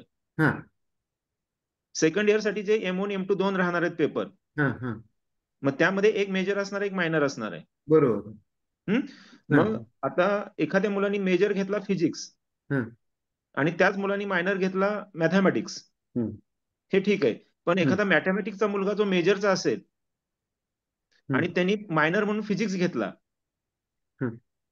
तर मेजर मायनरचे सिलेबस सेमच करायचं चाललेलं आहे. मग हा सिलेबस सेम असू शकतो का? आरडी सर हा हा सर देस बोलू? हा बोला बोला सर बोला. सर एक लक्षात घ्या की तुम्ही M1 M2 M3 स्वीकारलंय, बरोबर आहे. आता तुमच्या सांगण्याप्रमाणे फर्स्ट मेजर आणि मायनर या दोघांचा सिलेबस सारखा येतो असं तुमचं म्हणणं आहे. हो. आता एक लक्षात घ्या की फर्स्ट इयरला सर्वच मेजर मायनर सर्वांची जी लेवल आहे ती सर्वांची लेवल ही प्राथमिक स्तराची आहे. सर मी फर्स्ट इयर साठी नाही बोलत, सेकंड इयर साठी बोलतोय. ऐका समजून घ्या ना तुम्ही. फर्स्ट इयरला तुम्ही काय म्हटलात की त्यांनी मॅथमॅटिक्स मेजर घेतला आणि मायनर एक्स घेतला कुठला तरी. एका विद्यार्थ्यानं फिजिक्स मेजर घेतला आणि मायनर इलेक्ट्रॉनिक्स घेतला, ठीक आहे. आणि दुसऱ्यानं मॅथमॅटिक्स मेजर घेतला आणि त्याच्या डोक्यात फिजिक्स मायनर घ्यायचा, तर फिजिक्स मायनर आणि फिजिक्स मेजर याचा सिलेबस सारखा आहे असं तुमचं म्हणणं आहे ना? हा सेकंड इयर साठी सर, फर्स्ट इयर साठी नाही. सेकंड इयरला सारखेपणा येत नाही. एक तर लक्षात घ्या की तिथे सेकंड इयर मध्ये नक्की बदल होतो, फर्स्ट इयर मध्ये समानता राहू शकते कारण तिथे प्राथमिक लेवल असल्यामुळे. सेकंड इयरला असं होणार नाही. मेजर आणि मायनर एक्झॅक्टली बरोबर. हा एक्झॅक्टली बरोबर तुम्ही सांगताय ते बरोबर आहे. फर्स्ट इयर साठी सगळे प्राथमिक लेवल मध्ये असणार, ते सेम असणार, ते मला मान्य आहे. पण सेकंड इयर साठी माझा प्रश्न आहे हा. सेकंड इयर मध्ये तसं होणार नाही, सारखेपणा राहणार नाही. मेजर आणि मायनर मध्ये नक्की फरक राहील कारण शेवटी लेवल ही बदलणारच आहे ना. असं काय करतो तुम्ही म्हणजे हा. आणि तिसरा तिसरा जो प्रश्न होता तुमचा की बॅच साईज बद्दलचा, तर बॅच साईज बद्दल याच्या आधीच आता मगर सरांनी त्याचं स्पष्टीकरण दिलेलं आहे. ऑलरेडी एकदा आपण गाईडलाईन्स काही दिलेल्या आहेत, परंतु अजून त्याच्यावर शासनाच्या वतीनं जोपर्यंत शिक्कामोर्तब होत नाही की नेमकी कितीची साईज ठेवायची आहे, तर ते आल्याशिवाय आपल्याला अधिकृत स्वरूपात सांगता येणार नाही. हो. आणि अजून एक प्रश्न असा आहे IKS बाबतीतला आहे माझा. IKS असा आहे की आता इंडियन नॉलेज सिस्टीम, समजा आता आपण फिजिक्स विषय घेतला, मॅथमॅटिक्स घेतला किंवा कुठलाही विषय घेतला, तर भारतामध्ये IKS हे सगळं कॉमनच असणार ना, रिजन वाईज वेगळं असणार आहे का?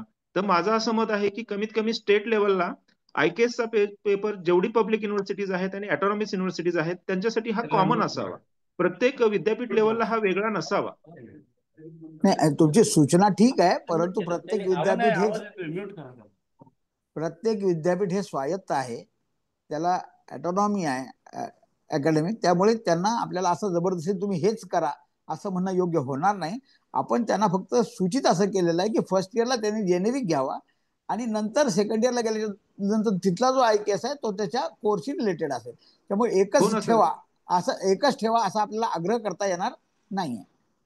सर हे पण तुमचं बरोबर आहे, विद्यापीठाची ऑटोनॉमी आहे, पण UGCचे जे काही सिलेबस कॉन्फिगरेशनच्या संदर्भात जे काही गाईडलाईन्स आहेत त्या गाईडलाईन्स अशा आहेत की तुम्ही आम्ही जो सिलेबस देतो त्यातला 80% सिलेबस हा तुम्ही घ्या आणि 20% हा तुम्ही तुमच्या रिजन प्रमाणे किंवा विद्यापीठाप्रमाणे तुम्ही चेंज करा, असं आपण काही करू शकत नाही का? माझा प्रश्न असा आहे सर, ऐका ना सर, माझा प्रश्न असा आहे की सोलापूर विद्यापीठातला फिजिक्सचा IKS आणि सावित्रीबाई फुले विद्यापीठ पुण्यातला फिजिक्सचा IKS हा कम्प्लीट डिफर आहे, असं नाही होऊ शकत ना? नाही, एक लक्षात घ्या की एक लिमिटेडच सिलेबसला भाग नाहीये. UGCनं तुम्हाला एक ब्रॉड फ्रेमवर्क दिलेला आहे, त्याच्यातला तुम्हाला कोणता पार्ट उचलायचा तो तुम्ही त्या ठिकाणी उचला. आता तुमच्या म्हणण्याप्रमाणे पुणे विद्यापीठात सावित्रीबाई फुले पुणे विद्यापीठानं फिजिक्सचं IKS सब्जेक्ट स्पेसिफिक जे घेतलेलं आहे ते आणि सोलापूर विद्यापीठाचं एकच असावं. कदाचित एकही राहू शकतं किंवा वेगवेगळंही राहू शकतं, काही अडचण नाही. फक्त एवढंच आहे की ते फिजिक्सशी रिलेटेड आहे का नाही एवढं फक्त तपासायला लागेल, एवढाच विषय आहे. परंतु हा पूर्णतः विषय तुमच्या अधिकार मंडळाचा अकॅडमिक काउन्सिलचा विषय आहे, BOSचा विषय आहे. त्यामुळे त्याला सुकाणू समिती तुम्ही असंच करा, गाईडलाईन्स देऊ शकते, परंतु तो त्याला डायरेक्शन देऊ शकणार नाही, हे क्लिअर आहे. Okay, thank you sir.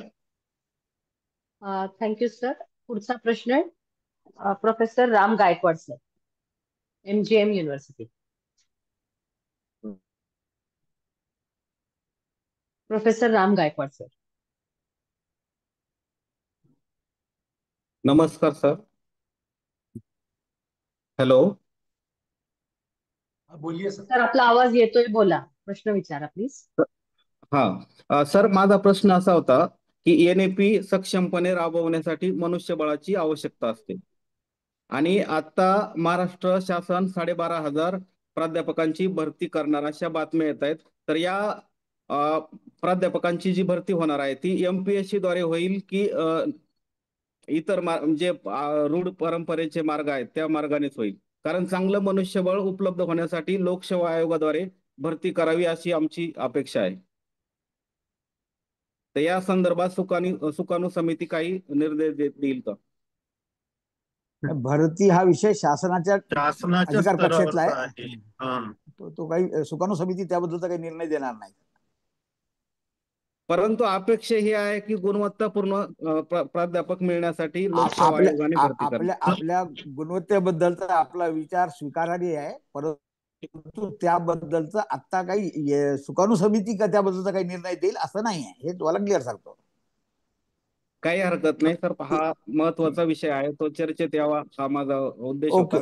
कारण महाराष्ट्रभर लाखो करोडो रुपये घेऊन प्राध्यापक भरती केली जाते आणि यापासून हजारो Gaikwad sir, thank you sir. Sir हा गायकवाड सर, थँक्यू. प्रश्न सुकाणू समितीशी संबंधित नाहीये सर, त्यामुळे आपण पुढचा प्रश्न घेऊ.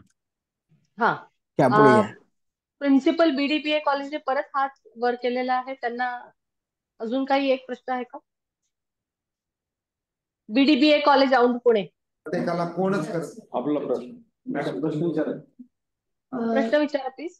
नमस्ते सर, मला एक प्रश्न म्हणण्यापेक्षा थोडं मार्गदर्शनच सांगितलं तर केलं तर बरं होऊन जाईल. की आता समजा आमच्याकडं BA इंग्लिश हा त्याचा मास्टर्स प्रोग्राम नाहीये आणि BA मराठीचा मास्टर्स प्रोग्राम आमच्या महाविद्यालयामध्ये आहे, तर आम्ही आता जी डिग्री घेणार NEP नुसार तर ती 4 वर्षाची असेल का 3 वर्षाची, म्हणजे ती कशी असेल तांत्रिकदृष्ट्या? त्यांचं मास्टर्स आहे त्यांचं 3 असेल का 4 वर्षाचा असेल, मग मास्टर प्रोग्राम किती वर्षाचा असेल? तर हे फक्त थोडं सांगितलं तर बरं होईल. 20 एप्रिलच्या GR मध्ये मॅडम याचं क्लिअर गायडन्स आहे. म्हणजे ज्यांच्याकडं त्या विषयातला PG असेल, त्या विषयात तुमचं आता BA मराठी म्हणजे त्याचं तुमच्याकडे MA मराठी असेल तर तुम्ही 4 इयर ऑनर्सला जायला ऑटोमॅटिकली एलिजिबल होता. कारण PG फर्स्ट इयर आणि BAचं 4थं वर्ष हे म्हणजे अलाइन केलेलं आहे, त्यांचं सिमिलर डिफाईन केलं आहे. आणि ऑनर्स विथ रिसर्च जे असतील BA ऑनर्स विथ रिसर्च त्यासाठी त्यांच्याकडे PhDचं सेंटर त्या विषयातलं असलं पाहिजे मराठी, तेव्हा ते ऑनर्स विथ रिसर्च आहे. त्यामुळे तुमचं आता त्या दोन्हीपैकी नसेल तर तुमचा 3 इयर प्रोग्राम आहे. आणि जो 4थ्या वर्षाचे असेल त्याच्या बाबतीत तुमच्या युनिव्हर्सिटी गाईडलाईन देईल, तो मुलं आताही 3 वर्षाचा आहेच आहे, तसं 3-4 असा डिफरन्स. 3 वर्षाचा मुलगा मग तो झाल्यानंतर तुमच्याकडून एक्झिट होईल, जिथं 4थं वर्ष असेल तिथं जाईल किंवा PGचं फर्स्ट इयर घेईल, जिथं असेल तिथं PGचं फर्स्ट इयर जॉईन करेल. Thank you sir, thank you. Thank you. Doctor Shyam Lendave. Doctor Shyam. Bisen sir नमस्कार. स्वामी रामानंद तीर्थ मराठवाडा विद्यापीठा अंतर्गत शिवाजी महाविद्यालय रेणापूर, मी राज्यशास्त्र अभ्यास मंडळाचा एका चेअरमन आणि सदस्य आहे. सर आम्ही सेकंड इयरच्या सिलेबस बनवायच्या पूर्वी काल 10 तारखेला आपल्या विद्यापीठाचा वर्कशॉप आम्ही घेतला सर राज्यशास्त्राचा, आणि त्या वर्कशॉपमध्ये 71 प्राध्यापक 4 जिल्ह्यामधून जमा झाले होते सर राज्यशास्त्राचे. त्या वेळेला अनेक प्राध्यापकांनी या वेगवेगळ्या विषयावरती आम्हाला आणि बोर्डाकडे त्यांनी अर्ज दिलाय की तुम्ही पुणे विद्यापीठामध्ये वेगळा पॅटर्न आहे, आपल्याकडे वेगळा पॅटर्न आहे. मग तो IKHच्या बाबतीमध्ये असेल, थोडा SECच्या बाबतीमध्ये असेल, 60-40च्या बाबतीमध्ये असेल, 80-20च्या बाबतीमध्ये असेल. पण आपल्या विद्यापीठानं जे 2 पेपर ठेवले पॉलिटिकल सायन्सची, दोन्ही थेअरी ठेवली, 2-2 क्रेडिटचे. पुणे विद्यापीठानं एक थेअरी आणि एक प्रॅक्टिकल ठेवलाय. आता बऱ्याच आपल्या विद्यापीठातल्या बऱ्याच लोकांचं मत असं आहे की आपणाला फर्स्ट इयरचं परत प्रश्नपत्रिकेच्या स्वरूपाच्या संदर्भामध्ये सुद्धा त्यांच्या शंका होत्या, तर ते परत आपल्याला रिवाइज करता येईल का आम्हाला सर? आमच्या जर अकॅडमिक मधून फॅकल्टी मधून आम्ही गेलो किंवा बोर्डातून आम्ही जर वर गेलो तर त्यातल्या बऱ्याचशा गोष्टी रिवाइज करता येतील का?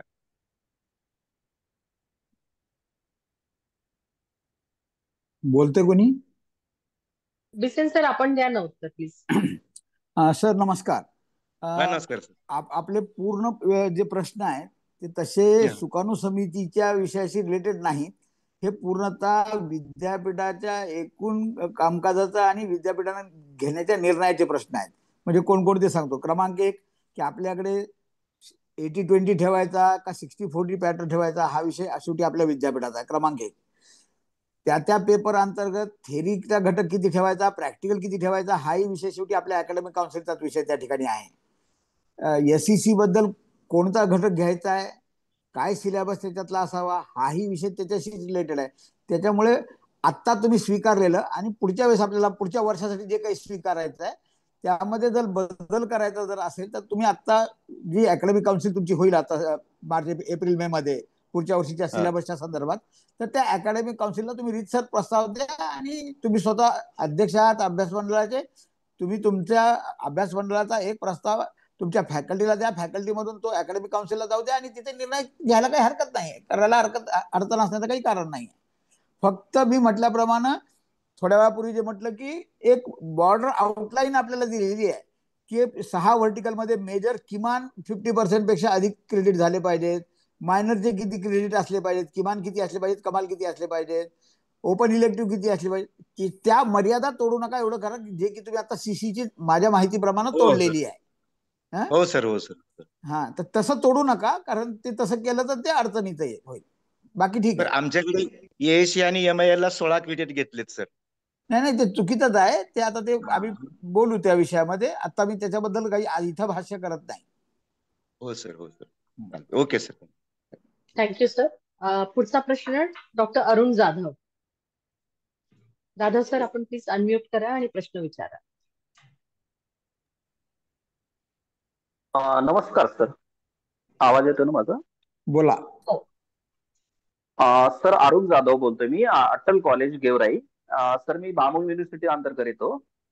सर आमच्याकडे इंग्लिशला ॲबिलिटी एनहान्समेंट कोर्स जो आहे कम्युनिकेशन स्किल इन इंग्लिश हा फक्त एका सेमिस्टरसाठी ठेवलेला आहे. त्याला 2 क्रेडिट दिलेले आहेत. सेकंड सेमिस्टरला त्याला काहीच नाहीये, म्हणजे त्या ठिकाणी मराठी किंवा हिंदी किंवा संस्कृत असं असेल. तर हा वर्कलोड हा 6 महिन्यापुरता असेल का मग कसा असेल या संदर्भामध्ये? सर एक लक्षात घ्या, खरं पाहता हा पूर्णतः विषय विद्यापीठानं समजुतीनं करण्याचा विषय होता. तुमच्याकडे जे 2 क्रेडिट आहेत त्या 2 क्रेडिटला तुम्हाला 2 सेमिस्टरमध्ये ठेवता आलं असतं. एका सेमिस्टरला 1 क्रेडिट, दुसऱ्या सेमिस्टरला 1 क्रेडिट या आणि दुसऱ्या भाषेचं त्या ठिकाणी करतात. किंवा आता तुम्ही आरबी कॉलेजला आहात ना, आरबी अटलला आहात ना? हो. Hello sir, Jadhav sir. तुम्ही अटल कॉलेजला आहात. तुमच्या कॉलेजला 3 फॅकल्टी आहेत. हो आहे सर. आर्ट्स आहे, कॉमर्स आहे, सायन्स आहे. हा तुमच्या प्रशासनाचा कौशल्याचा विषय असा होता, हे करायला हरकत नाही, आताही करायला हरकत नाहीये, की तुम्ही इंग्रजी हा विषय एका फॅकल्टीसाठी फर्स्ट सेमिस्टरला ठेवला, समजा सायन्ससाठी तुम्ही फर्स्ट सेमिस्टरला ठेवला आणि कॉमर्स आणि आर्ट्ससाठी तो सेकंड सेमिस्टरला ठेवला, तर तुम्हाला वर्कलोड सेकंड सेमिस्टरचं मिळेल आर्ट्स कॉमर्ससाठी आणि सायन्ससाठी फर्स्ट सेमिस्टरचं मिळेल. फर्स्ट सेमिस्टरला जेव्हा सायन्सला तुम्ही इंग्रजी दिलेला आहे त्यावेळेस दुसऱ्या भाषेला तुम्ही आर्ट्स कॉमर्सला दुसरा विषय दिलेला असणार आहे. तो सेकंड सेमिस्टरला गेल्यानंतर बदलता येईल इकडचा तिकडे. त्याच्यामुळे फॅकल्टीसाठी जे वर्कलोड तुम्हाला सेव्ह करायचं दोन्ही सेमिस्टरला मिळालं पाहिजे, तर तो मार्क तुम्हाला त्या ठिकाणी सुकर होईल. ओके सर, पण ते सगळे पॉवर विद्यापीठाकडे आहे. विद्यापीठाकडे ते पॉवर आहेत ना सर, ते फर्स्ट सेमिस्टरला त्यांनी टाकलेलं आहे ना त्या सिलेबस मध्ये, त्यामुळे कॉलेज लेवलला कशी चेंजेस करणार त्या? ऐका, विद्यापीठाला सांगत असताना अकॅडमिक काउन्सिल मध्येच हा विषय करणे की ज्या ठिकाणी मल्टी फॅकल्टीज आहेत त्यामुळे तिथला टीचर हा त्या ठिकाणी सरप्लस होणे किंवा त्याच्या वर्कलोडचा समस्या येऊ नये म्हणून 2 वेगवेगळे प्रकारचे विषय आहेत. तर एका विषयाला एका फॅकल्टीला इंग्रजी तुम्ही first semester, okay sir, second सेमिस्टरला गेलं तर त्याला इंटरचेंज करून घ्या, साधा विषय आहे. Okay sir, okay, thank you sir. ठीक. Okay, thank you Jadhav sir. पुढचा प्रश्न डॉक्टर जगदीश.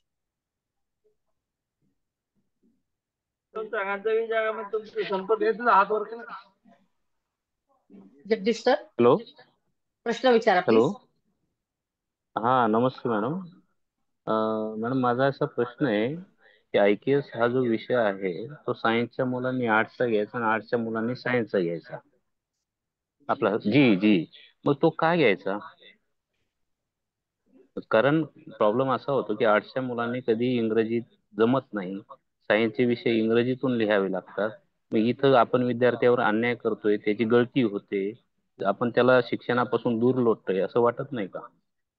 नाही वाटतंय अजून डॉक्टर अजून जगदीश. अजून प्रश्न आहेत माझे, हा कृपया थांबा मला ना, अनम्यूट याचं करू उत्तर नका. देऊ द्या ना. आता परत परत तेच रेस करणं योग्य नाही. एनईपीचा हे बघा, आपण काय करतोय, उगीच कन्फ्युजन निर्माण करतोय. हे जे आपल्याला माहिती असेल की एनईपीचा कोर प्रिन्सिपल होता की मुलांना मल्टी डिसिप्लिनरी एक्सपोजर व्हावा.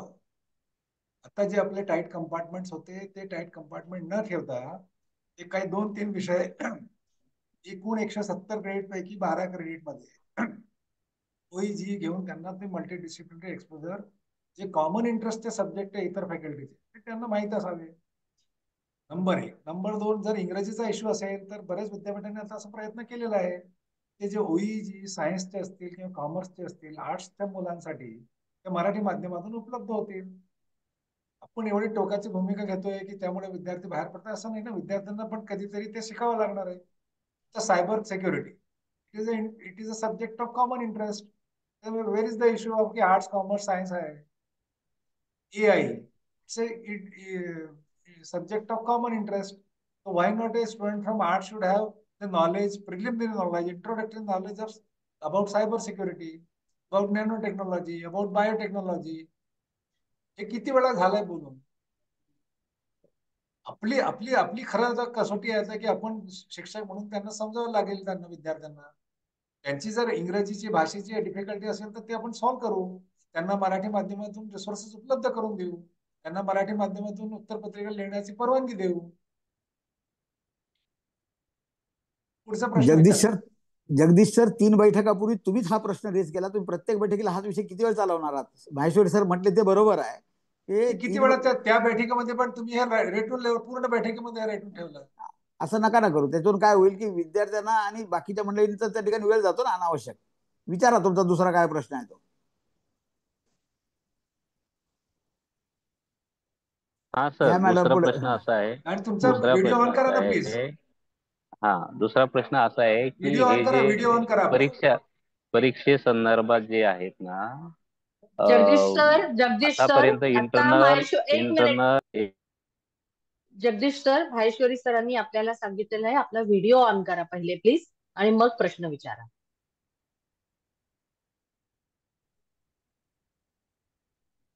जगदीश सर.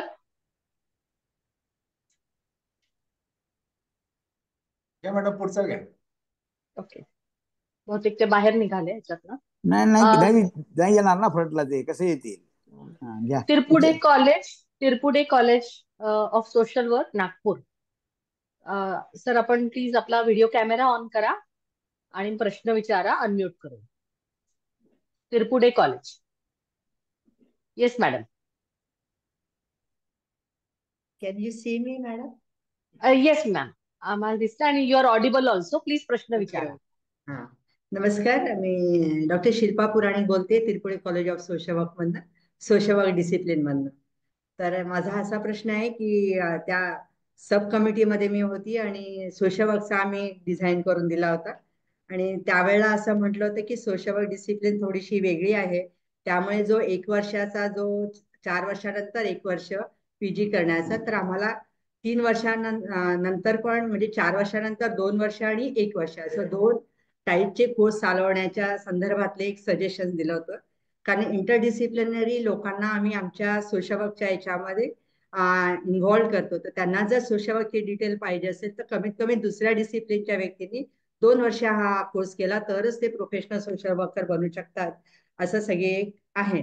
तर या संदर्भात आपलं काय निर्णय झाला? कारण बरेच जण या संदर्भात मला विचारतात, म्हणजे ते कमिटीत असल्यामुळे, आणि त्याच्याबद्दलच्या काय गाईडलाईन्स आहेत आणि कशा पद्धतीने ते, कारण दोन्ही याचा आम्ही सिलेबस पण डिझाईन करून दिलाय. करिक्युलममध्ये कसे कसे सब्जेक्ट असावे हे पण आपल्याला सादर केलंय. तर या बाबतीतलं आपलं काय गायडन्स आहे? तुम्ही जो दिलाय ना तो फॉरवर्ड झालाय, म्हणजे थोडे मायनर मॉडिफिकेशन फक्त आम्ही ते GR च्या याच्यानुसार केलेले आहेत, मायनर आहेत ते.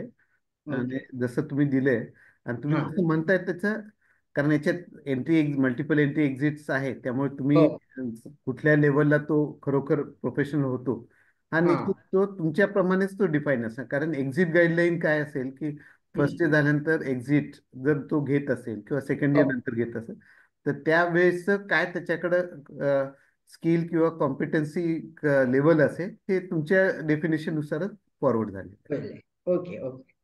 तर त्या अनुषंगानेच 2 वर्षाचा आणि 1 वर्षाचा आमचं चालेल आहे. Okay, thank you sir. Thank you madam.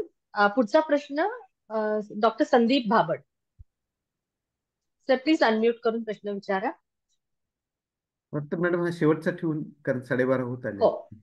हो येस सर.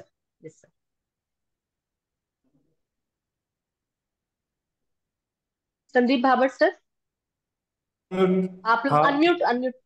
हा, येतोय आवाज मॅडम? हो आता येतोय सर, बोला. माझा प्रश्न असा आहे मॅडम की हे नवीन शैक्षणिक धोरण आपण राबवतोय, महाराष्ट्राचा जर विचार केला तर महाराष्ट्रामध्ये विना अनुदानित महाविद्यालयांची संख्या, अनुदानित महाविद्यालयांची संख्या ही 1100 ते 1200च्या दरम्यान आहे. आणि वरिष्ठ कायम विना अनुदानित जी महाविद्यालय आहे 2000 पेक्षा जास्त, 2100-2200च्या दरम्यान काहीतरी त्यांची संख्या आहे. आणि ह्या कायम विना अनुदानित वरिष्ठ महाविद्यालयामध्ये असंख्य अडचणी, असंख्य समस्या आहे. आणि हे धोरण तर यशस्वी करायचं आहे, मग ह्या कायम विना अनुदानित वरिष्ठ महाविद्यालयांचं आर्थिकदृष्ट्या काही शासन सक्षमीकरण करणार आहे की नाही? हे महाविद्यालय हे धोरण तितक्या प्रभावीपणे त्याची अंमलबजावणी करू शकणार नाही, कारण ज्या काही अडचणी आहेत तर त्याचा कोणत्याही प्रकारचं असं वाटतंय की कोणत्याही प्रकारचा आढावा घेऊन त्यावरती उपाययोजना केलेल्या काही दिसत नाहीये. कारण स्टाफची कमतरता आहे, बऱ्याचशा गोष्टी त्याच्यामध्ये. त्या संदर्भात मला प्लीज आन्सर. सर, हा प्रश्न धोरणाशी संबंधित आहे, सुकाणू समितीशी संबंधित नाही सर. मान्य विना अनुदानित महाविद्यालयांच्या अडचणी असतील, मनुष्यबळाची कमतरता असेल वगैरे, परंतु सुकाणू समिती यावर निर्णय देणारी हे नाहीये सर समिती. हा, पण शासनाला आपण काही शिफारस तर करू शकता ना सर? सुकाणू समिती ही हॅलो मगर सर बोला सर. शासनाच्या निदर्शनात तर आणून देऊ शकता ना, वेगळ्या कारण निम्म्यापेक्षा जास्त. आपल्याला याविषयी बोलता येणार. ठीक आहे सर. Thank you sir. शेवटचा प्रश्न घेते, 12:30 वाजत आले. महेश गाडगे सर, हा शेवटचा प्रश्न असेल. गाडगे सर, आवाज येतोय मॅडम? हो येतोय, बोला प्लीज. मॅडम, मी एक स्टुडंट आहे. मी 2 वर्षापूर्वी MBA पास आउट झालो. आपलं जे काही न्यू एज्युकेशन पॉलिसीचे नियम आहेत त्याच्यामध्ये मी चेक केलं की आपल्याला जे काय आहे तर ते जे मुलांचा 12वी सायन्स झाला असेल किंवा डिप्लोमा इंजिनिअरिंग झाला असेल तर त्यांना डायरेक्ट सेकंड इयर आपण लॅटरल एंट्री दिलेली आहे MBA डायरेक्ट सेकंड इयरला. तर माझा प्रश्न असा आहे की जे आम्ही रेग्युलर MBA केलेलं आहे, कारण आम्हाला एकच स्पेशलायझेशन होतं, मेजर स्पेशलायझेशन. जर ऑलरेडी आम्ही 2 वर्षापूर्वी पास आउट झालेलो आहे, जसं न्यू एज्युकेशन पॉलिसीमध्ये म्हणलेलं आहे की आपल्याला जे काय आहे, आपल्याला जे मुख्य प्रवाहामध्ये सगळ्यांना शिक्षण घेता आलं पाहिजे, परंतु आम्हाला जर मला परत ड्युअल स्पेशलायझेशन किंवा जर मला ऍडिशनल स्पेशलायझेशन करायचं असेल तर त्याचं कुठं सोय केलेली नाहीये मॅडम आपल्या ह्या न्यू एज्युकेशन पॉलिसीमध्ये म्हणा, किंवा जे गव्हर्नमेंटने आता पुणे युनिव्हर्सिटीने जे काही नवीन सिलेबस लॉन्च केला MBAचा, की जी मुलं, उदाहरणार्थ मी ऑपरेशन सप्लाय चेन मॅनेजमेंट मध्ये जर मी पास आउट झालोय आणि जर मला बिझनेस अनालिटिक्स मध्ये जर करायचं असेल ऍडिशनल स्पेशलायझेशन, तर मला डायरेक्ट सेकंड इयरला ऍडमिशन मिळेल का? कारण माझं फर्स्ट इयर तर कॉमन झालेलं आहे ऑलरेडी. फर्स्ट इयरचे जे सब्जेक्ट असतात ते सगळे स्पेशलायझेशनला कॉमन असतात आणि सेकंड इयरला फक्त आपलं जे काही पर्टिक्युलर स्पेशलायझेशन असते, मार्केटिंग, फायनान्स, ऑपरेशन, ह्या सगळ्या गोष्टी मॅडम कॉमन असतात. तर त्यासाठी काय सोय आहे, मला हे विचारायचं होतं मॅडम. सुप्रिया मॅडमनीच द्यावं होतं मॅनेजमेंट. आपण पूर्वी पण MBAचं एक स्पेशलायझेशन झाल्यानंतर दुसऱ्या वर्षासाठी देत होतो. त्यामुळे अडचण काय आहे ते मला समजलेलं नाहीये. आपल्याला पुणे विद्यापीठात आपण हे केलेलं आहे आधी. त्यांना सेकंड स्पेशलायझेशन करायचंय. नाही sir, we are allowing that. पूर्वी आपल्याकडे केलेलं आहे भरपूर मुलांनी. एक वर्ष परत करावं लागतं. हो, करेक्ट करेक्ट. तर ते आता नवीन जर मला डायरेक्ट सेकंड इयरला ऍडमिशन घ्यायचंय समजा येणाऱ्या बॅचला, तर मग मला ते ऍडमिशन कसं मिळेल? कारण कुठेच ते तुमचे CET through batch NRI batch आहे का? NRI बॅच आहे का? नाही येणार नाही. माझं रेग्युलर 2019 हा. Pass out. मग लॅटरल एंट्रीचं ऍडमिशन फॉर्म उघडल्यावर आपण करा ना अप्लाय.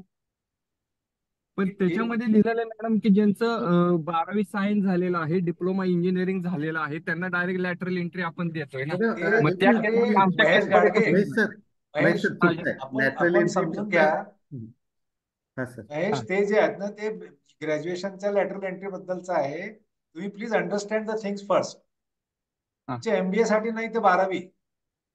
आणि मॅडम म्हणताय तशी ऑलरेडी सुविधा आहे. तुम्ही जाऊन आधी चौकशी करा तिथे त्या विद्यापीठामध्ये. तुम्ही जे 12वी आणि डिप्लोमा म्हणताय ते UGच्या लॅटरल एंट्रीसाठी नॉट फॉर MBA. ओके. नाही 12वी आता सध्या सर एक direct Mahesh second Gadge sir, Mahesh please आपण इकडे पुणे विद्यापीठात या, आपण इकडे सॉल्व्ह करू. हा NEPचा या स्टिअरिंग कमिटीचा इश्यू नाहीये. Okay, thank you. ठीक आहे. I think that is all. We will wind up. 12:30 झालेले आहेत.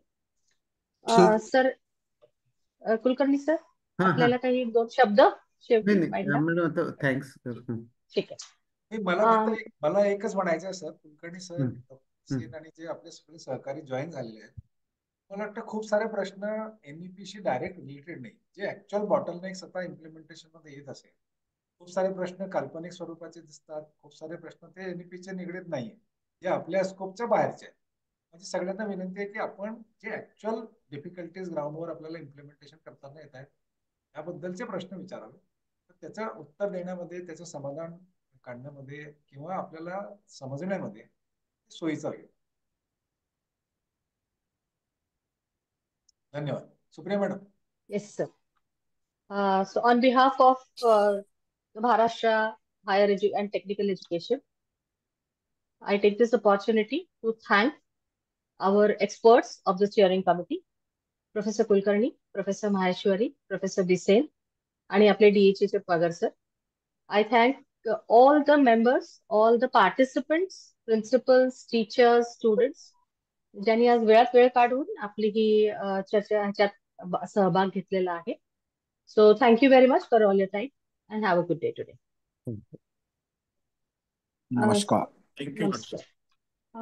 Sir, meeting end करा please.